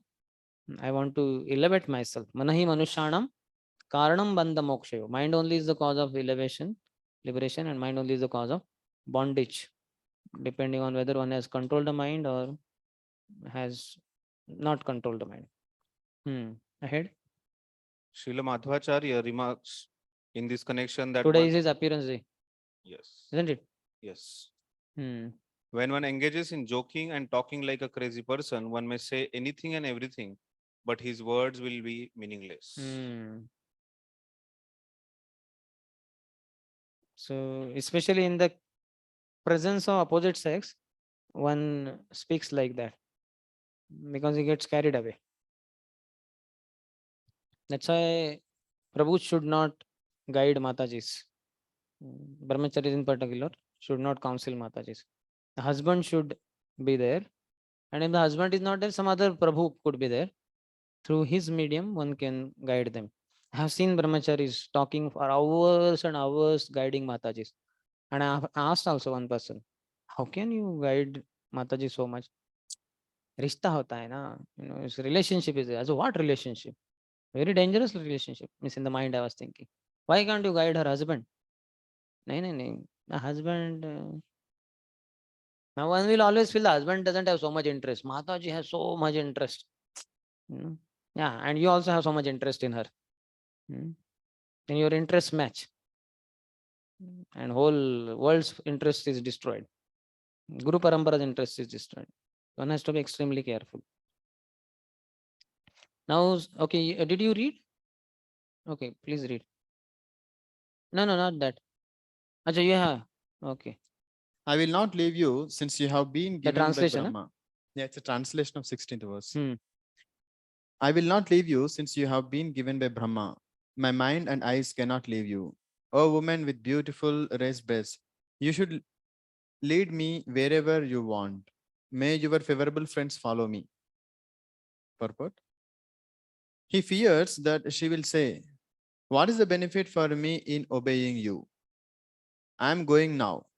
He speaks, I will not give you up since you are given by Brahma. My mind and eyes do not leave you. O person with beautiful horns, woman with raised breasts, addressing her in the feminine indicates that his attempt to conceal his feelings has been destroyed by his lust. You should take me wherever you like. May your favorable Shivaha friends follow me. So one gets carried away completely. Discrimination is lost, and then willpower is lost, and one gets completely sold out to woman. And like that, there have been so many cases.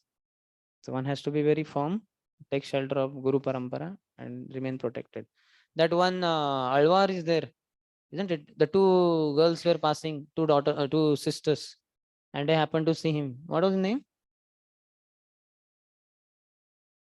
Vishnu Jita, sure, na?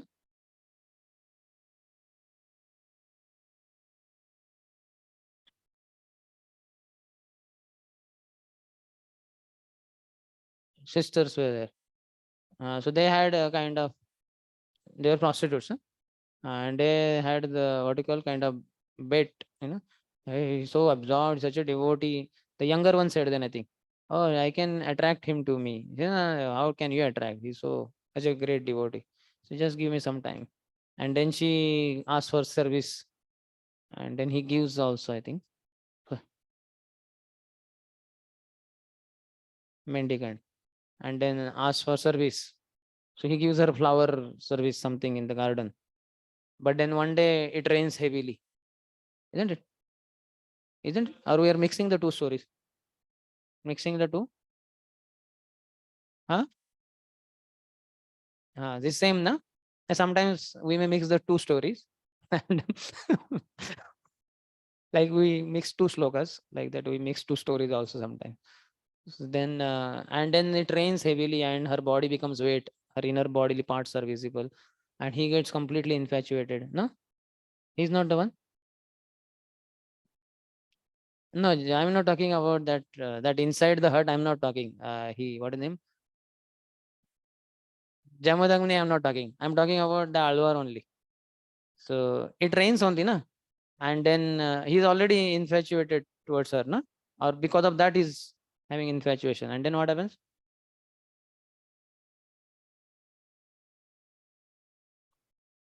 Acha, massage is there. My God. They are saying Vishnu, Vishnu, Vishnu. Prabhu, you need massage, you will arrange. I never heard any.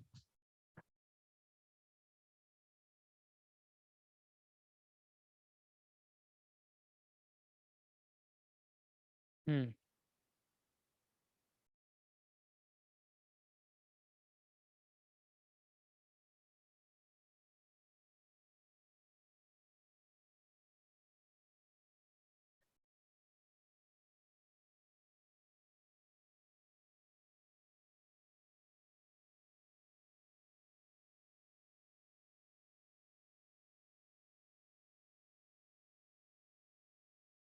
Goes to? Not wife. They are not married. Devotees are eager to hear. No, he said wife also, I think. Actually, you said Mike, huh? Okay, okay. I also heard wife only. That's why I also said not wife. They were not married. So it was, then afterwards, she goes to home and he afterwards, he really follows. He was then it happens that he comes to the mother's home, and the mother tells that to whom you are looking for, no, your daughter. And then the mother and the daughter tells the king that he is a thief. The Vishnu Chitta is a thief. He stole some ornament of Lord, and it all came to the Vishnu Chitta, and Vishnu Chitta was been actually arrested. And the Vishnu Chitta started praying, what has happened? I was so absorbed in the plucking the flowers, and in between the flowers, if the snake is also coming, I was saying it is useless. Please, since it is not having the fragrance, it is not having the flower, so I cannot offer it to the Lord. So he was that much absorbed. And then out of a sudden that Mataji is coming and actually alluring me. And then he starts praying to the Lord, oh Lord, no, I made a mistake here. It's like I was really attracted over the face of the woman really instead of you. So the Lord really narrates whole the story to the king that it is not his mistake. He is my man. So this was- Released. Then he's released. Okay. So like that, so many stories. Below Mangal Thakur, we know already. So the woman is a trap for a man who has uncontrolled senses. Yes. So that was, did you read? You read the purport also, no? No? 16th. You read, no? Yeah. So now 17 to 23 is about Agnidra's family life, descendants, and attainment of Pitrulok. And with that chapter will end also. Yes. Is it on? In first chapter, we saw that Priyavrata Maharaj is a great devotee of the Lord. He was a saint, and somehow or other, the request of Brahma, he took married life. So, but the chapter description about Agnidra, who is the son of Priyavrata Maharaj. So, how this transformation, like how such kind of a son? got We into the- discussed in the beginning only, na? Prabhupada in the purport said. Prabhupada only raised the question. Prabhupada only raises the question. I can show you. And that is because Priyavrat that time was lusty. So that's why. You open this page number 81 or second purport, second paragraph middle. Since Maharaj Agnidra was the son of a Vaishnav, he should have desired to be transferred to the spiritual world, Vaikuntha Lok. Why then did he desire to be transferred to Pitrulok? In answer to this, Goswami Giridhar, one of the Bhagavatam commentators, remarks that Agnidra was born when Maharaj Priyavrat was infatuated by lusty desires. This may be accepted as a fact because sons are begotten with different conception.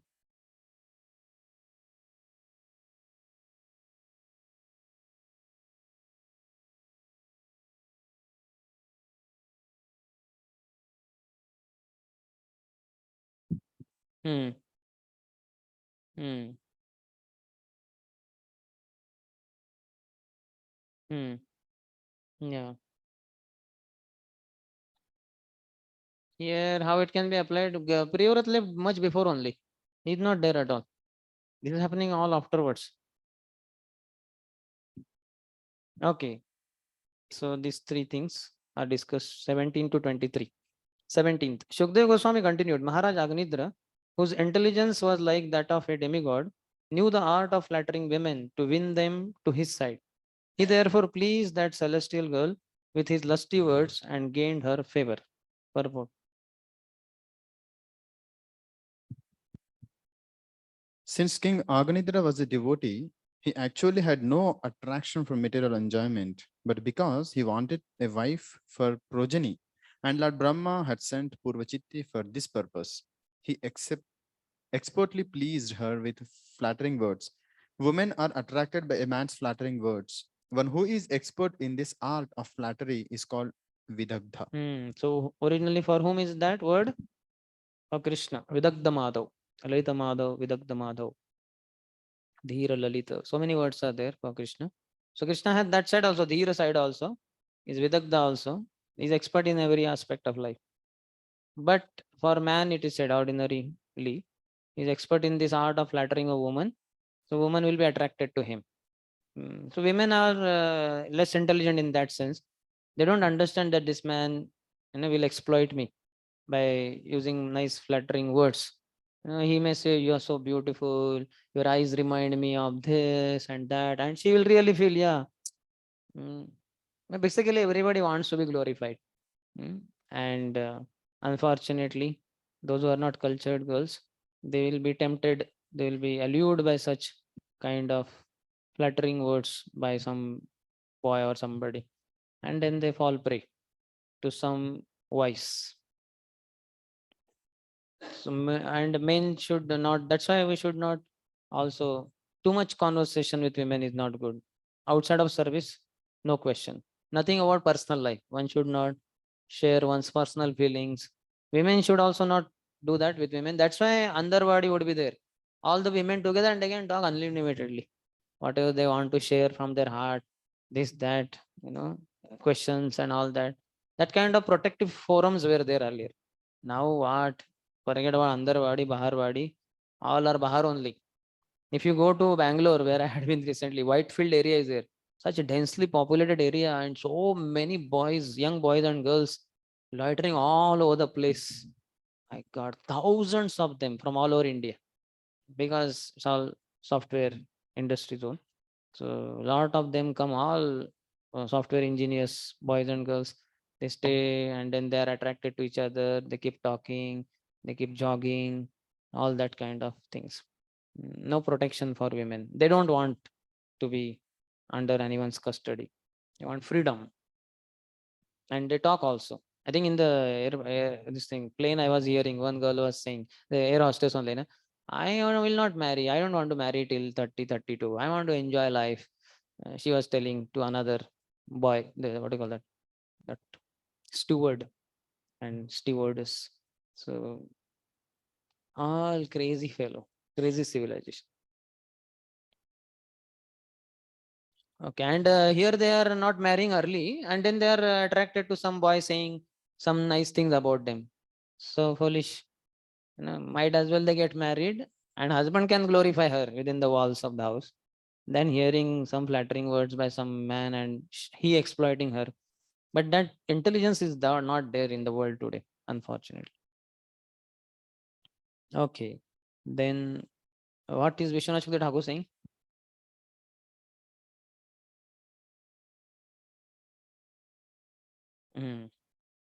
Yeah, he performed austerities,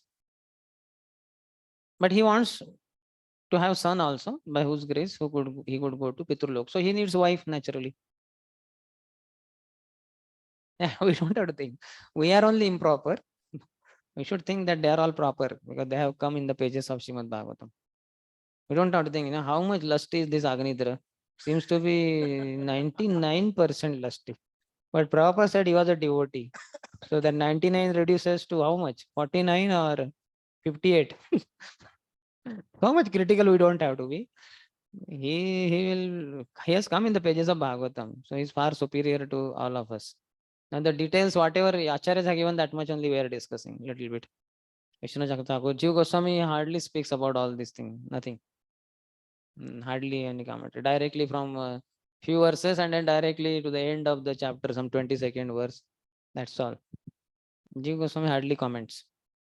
So Vishnu Thakur's commentary is only and Prabhupada's commentary. That is not described here. He goes to Pitrulok. Whatever, no need to worry. Yes. 17 verse. Your worry makes me worried.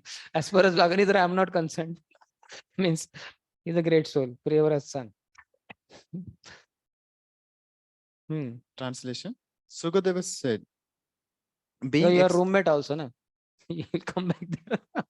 Agnidra is not my roommate. He will make Purvachatti his roommate, and they both will have room in Pitrulok, where also I don't desire to go. But we are there in the same room. In the night, you may say, no, oh, how much is Agnidra pure or impure? Or what? That is our concern. Very poor. Translation and purport by Shri Thakur. Translation.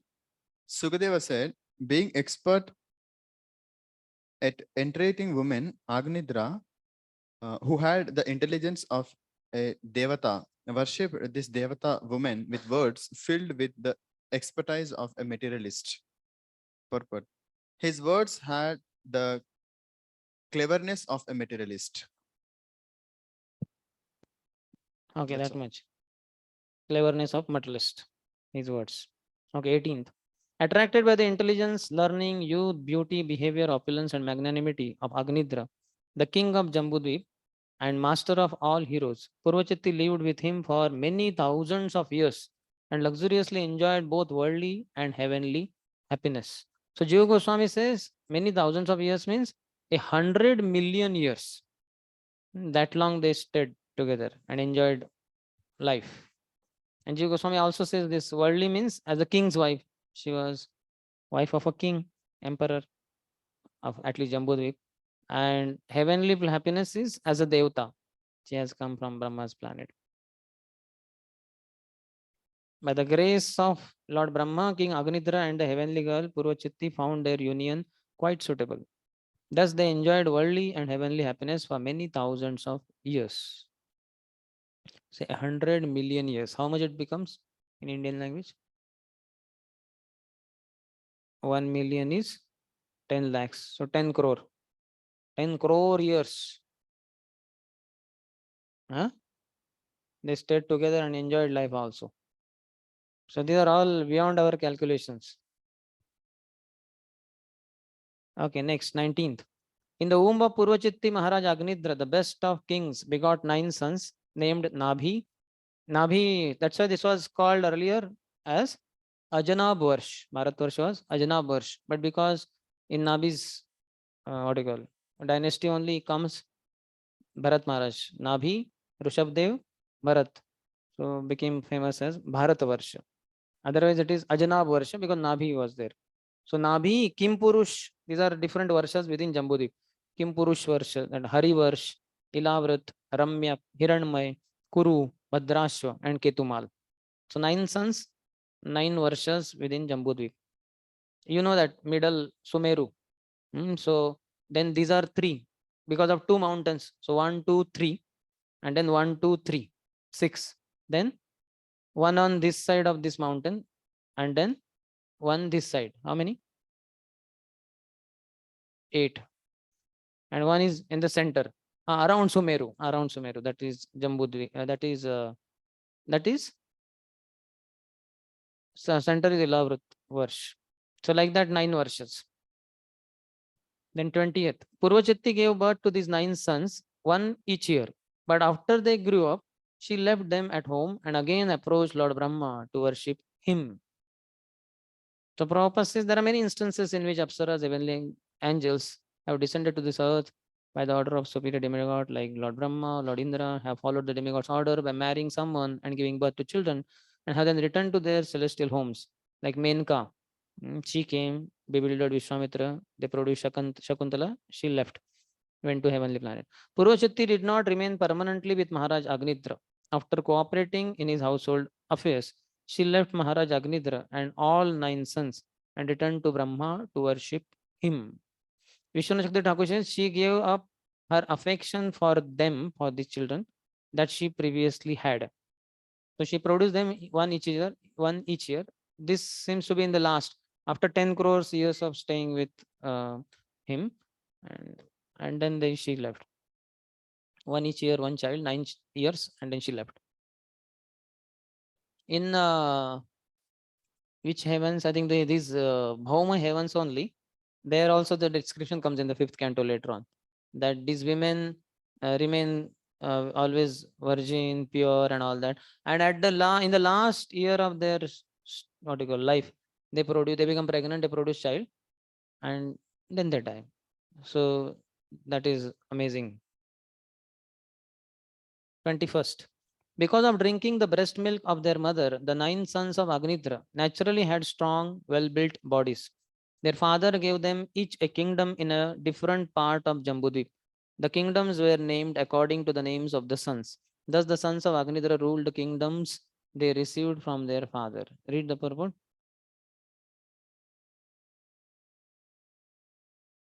You can give some others. Neil Sundar bro. Give Neil Sundar bro.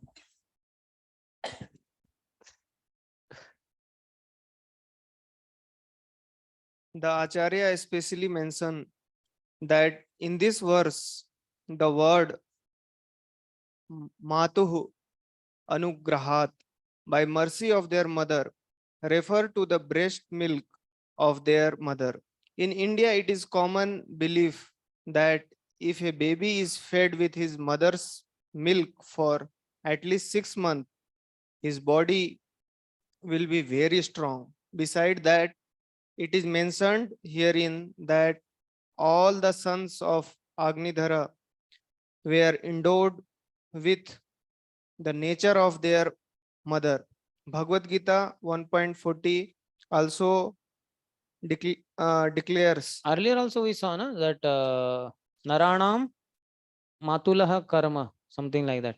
That the child gets the qualities of mother and the girl gets the qualities of father. That's how I think in Vena's section it came. Because Vena his mother was daughter of death personified. So death personified's qualities came in mother. Her name was Sunita. And Sunita's quality came in Vena. So that's why he was so dangerous. So mother's qualities come in the child. So she breastfed them, this Purvachitti, and they became very powerful. Yes. Bhagavad Gita 1.40 also declares Strishu Dushtasu Varshneya Jayate Varna Sankara. When women are polluted, Varna Sankar, unqualified children are generated. And when the Varna Sankar population increases, the entire world becomes hellish. Therefore, according to Manu Samhita, a woman needs a great deal of protection in order to remain pure and chaste, so that her children can be fully engaged for the benefit of human society.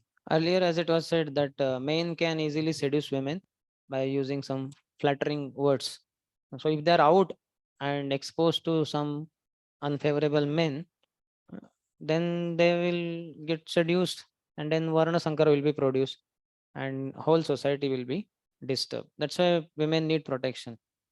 And if you see in the world today, my God, what protection! They don't want any control by anyone. Set me free. Many women don't want to marry also. They want to marry late. But before that, so much relationship with so many boys. So it's all hellish society. Hardly any culture. So we should train people in our lectures. We should speak these things so that some sane people will come to sanity. They will not get carried away. Okay. Then 22nd. After Purvachitti's departure, King Agnidra, his lusty desires not at all satisfied, always thought of her. Therefore, in accordance with the Vedic injunctions, the king, after his death, was promoted to the same planet as his celestial wife. That planet, which is called Pitrulok, is where the Pitas, the forefathers, live in great delight. So Vishwanath Chakravarti Thakur says, Kamanam. That word is there. Agnidro Raja Atruptaha. Kamanam Apsarasam Eva Nudinam. So Kamanam Vishwanath Chakravarti, he thought of her with great desire. He's not able to forget her. It is said, but then afterwards the description is Pitrulok. I also don't know exactly how it is so. Brahmalok is up, Pitrulok is down. So she went there back to Brahma to worship him. Why she went down? That I also don't know. And Shruti bhi, Vishwanath Thakur translates as by performing actions according to the Vedas. He performed those actions by which he could also get elevated or whatever to Pitrulok to join the wife there. Read the purport. If one always thinks of something, he certainly gets a related body after death. Maharaj Agnidhara was always thinking of Pitralok, the place where his wife had returned. Therefore, after his death, he achieved that same planet, probably to live with her again. Bhagavad Gita also says, Yam yam vapi smaran bhavam tajate ante kalevaram tam tam evati konteya sada tad bhav bhavita. Whatever state of being one remembers when he quits his body, that state he will attain without fail. We can naturally conclude that if one always think of Krishna or become full Krishna conscious, we can be promoted to the planet of Golok Vrindavan, where Krishna eternally lives. So we have to always think of Krishna. The best way of thinking of Krishna is Hare Krishna, Krishna Krishna, Hare Hare, Hare Ram, Ram Ram, Hare Hare. While chanting, so we are directly addressing the divine lordships, Radha and Krishna. You can always chant Hare Krishna and become fully Krishna conscious. Then we'll definitely go back to God. And the last 23rd verse says, after the departure of their father, the 9 brothers married the 9 daughters of Meru, named Meru Devi, Pratirupa, Ugradamstri, Lata, Ramya, Shama, Nari, Bhadra, and Devaviti. So these are 9 daughters of Meru, whom these 9 sons married. One of them was Nabhi. Nabhi married Meru Devi. That is the next chapter also. And then the dynasty will continue further, having Rishabdev, Bharat Maharaj, etc. Okay. Any question? You asked that question. This chapter apparently seems like, what is this? Where is Krishna here? Some words are there, devotee and all, but that also we doubt whether was he devotee, isn't it? All are wondering, is Pitrulok, Brahmalok? This is not our consideration. Why Bhagavatam is speaking? I also don't know. Acharyas have not made any comment also. Now is Prabhupada making any comment. So whatever it is, for our purification. But he has appeared in the pages of Srimad Bhagavatam, means he is not some ordinary person. And in fact, one of his sons first, that's what, no? So just see. At least because of him, he will definitely go to Vaikuntha Lok, isn't it? If not on his own. After Pitrulok, where he desires to go, that is not known. Or he wants to remain there forever. But then as Rishabdev is pure, his Supreme Lord, he might go back to Godhead anyway. Might have gone also. We don't want to commit offense. Acharyas have not made any comment. Can't say anything about that. So quick revision of this chapter. What did we discuss? What was it in the beginning?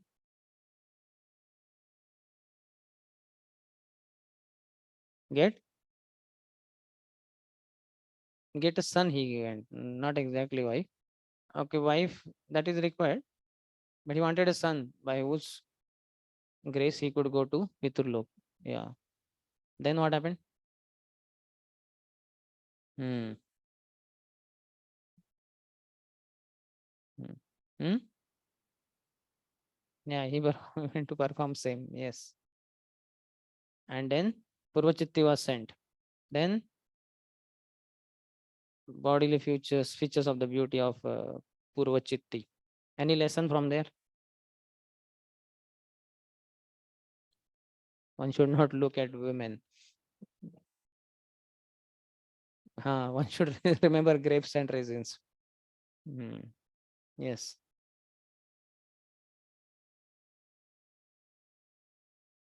Hmm.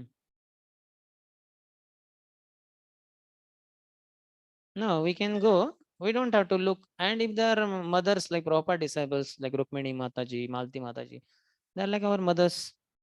So there is no problem in that. And they don't have any contamination in the heart. Just like Prabhupada said, Yamuna, she's a Bhava Bhakta. And this is not some voice of a woman, Govindam Adi Purusham. This is transcendental symphony.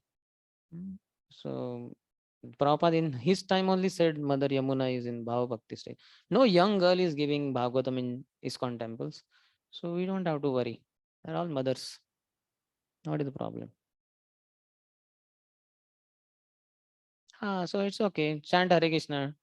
Give her a sticker. Tell Mataji, please chant Hare Krishna, Krishna Krishna, Hare Hare, Hare Ram, Ram Ram, Hare Hare. Distribute her a book. Give her prasad if you have. And like that. She may purchase book, whereas all other passengers may not take sometimes. Who knows? Not a problem. We don't have to be so much conscious of women, this thing. In fact, if you have to go to West to preach, you should not be, it should not matter to you. A male is present, female is present in front of you. That much level.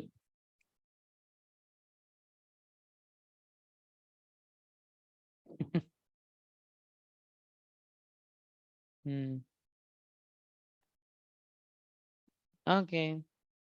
So we should appreciate here that we are following Prabhupada's purports and we are discussing in line with Prabhupada. Then the Prabhupada discussed, no? Prabhupada discussed or not? So many things Prabhupada discussed. We already discussed. We read all the purports. We did not skip anything. This material world is like a great forest and its inhabitants are like forest animals such as deer and tigers meant to be killed. The killers are the eyebrows of beautiful women, captivated by the beauty of the fair sex. All the men of the world are killed by the bows without strings, but cannot see how they are killed by Maya. So many things Prabhupada says, and I quoted many shlokas also, and Prabhupada's lines from those purport. So they are all talking about this thing only. Men who want to see the naked beauty of the women, they arrange this kind of tournaments, the table tennis or whatever it is, the different things. So all that is there. Captivated by the material moments of women, he wants to remain in this material world. Thus, one's promotion to the spiritual world is checked simply by seeing the beautiful bodily structure and movements of women. Sri Chaitanya Mahaprabhu has therefore warned all devotees to beware of the attraction of beautiful women and materialistic civilization. So we are just discussing what Prabhupada has said. And we do discuss about Krishna's pastimes also. We do discuss about, next we'll be discussing sadhan bhakti. What are dangers in the story of Jada Bharat Maharaj? How one should keep always himself in association of devotees. As per the section, those discussions will automatically come naturally. Now next section, Nabhi Maharaj. So there will not be so much woman. There he has his wife Meru Devi, but mainly it's a sacrifice, and they are desiring, praying that a son be born with like Supreme Personality Godhead. So that fallacy will be discussed. How one should desire to serve the Lord only directly, not a son like Lord. So many things will come. So as per Prabhupada's purports, we go. We don't have to worry, and we have to transcend this. We cannot just, how long we'll get affected by woman. Especially going to West means, Gaurang Prabhu said, you should not get disturbed by these things. In fact, forget about that. The women there are scarcely dressed. They will wear transparent clothes. All the inside bodily features will be visible. So if you are there preaching, how will you last there? First visit will be last visit. You won't want to go again. Yeah. Yeah, it's like that. And this is one thing. Apart from that, then other I mean, all other countries outside, you know, the Vyasasana we have all towards Prabhuji only. I was thinking today, Devati Prabhu class, all the Vyasasana are towards Prabhu only. There's absolutely nothing to do with women. So this may be okay in India. If you have like this in West, there will be objection. Your report will go to GBCs. How dare of these men to have Vyasasana facing only men? And you will be the, you have to answer. So all this, the world, the way it is, we discuss the Vedic paradigm, Vedic thing, but we should also be prepared for what the world we are in now. You cannot avoid. Sometimes in the temple, my God, what kind of scantily dressed women come, girls. My God, once I saw two boys with their two girlfriends. The boys had their, what you call, t-shirts, full sleeves and full pant, jeans up to the end, and socks below. And these girls, my God, as I say, little more than underwear and less than half pant. That was there. And here, that's all.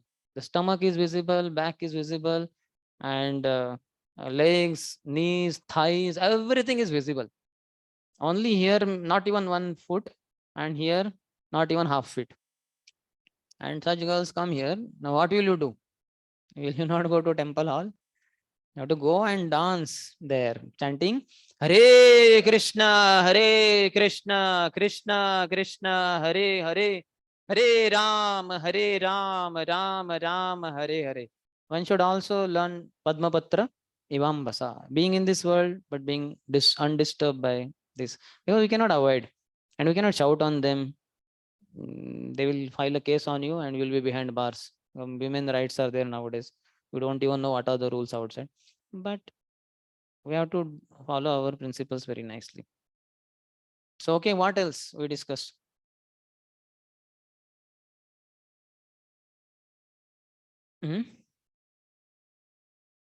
After her bodily description, then what happened?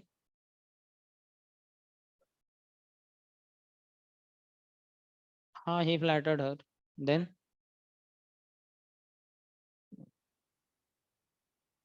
yeah, he understood.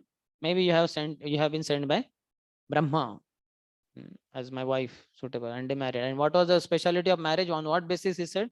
Marriage for what? Assisting me in my austerities within family life. That also we discussed, sacrifices and all that. So it was not for enjoyment.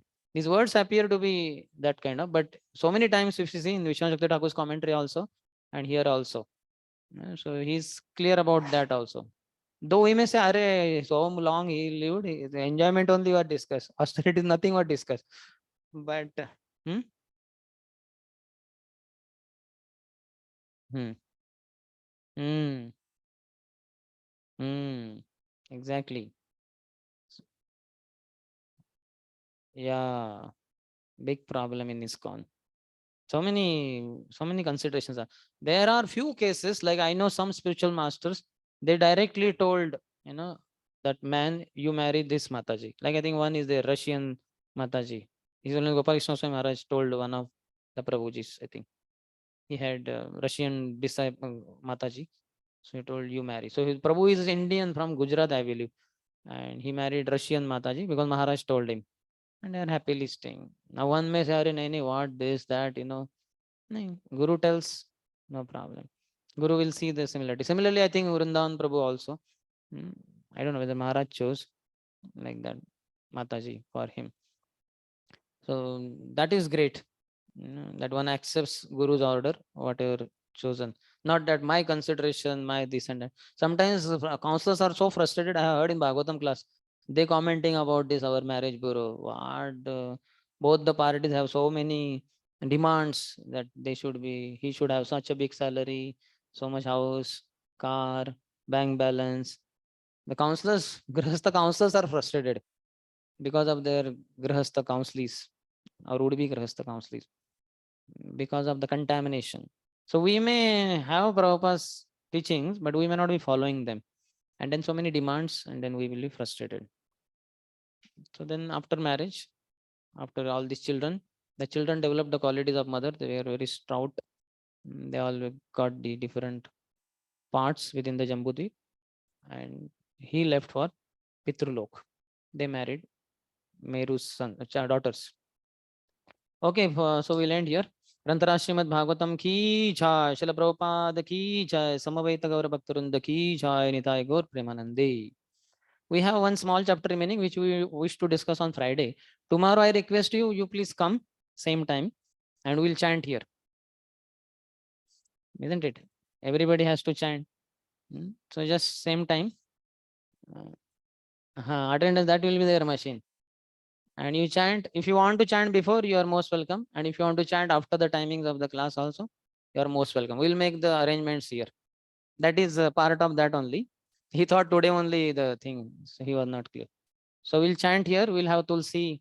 Could you, both of you, take care? Tulsi plant. You arrange. And for walking, those who want to walk, somewhere we'll make arrangement for walking also. Water and washroom facilities nearby only. So okay, tomorrow 10:30. If you wish to come earlier, most welcome. If you wish to remain later, most welcome. So we'll have Hare Krishna Mahamantra Japa Yagya Bhakti Vaibhav class tomorrow. Hare Krishna Mahamantra ki jai. And online devotees also, if they wish, we'll arrange camera. This camera. Hare Krishna.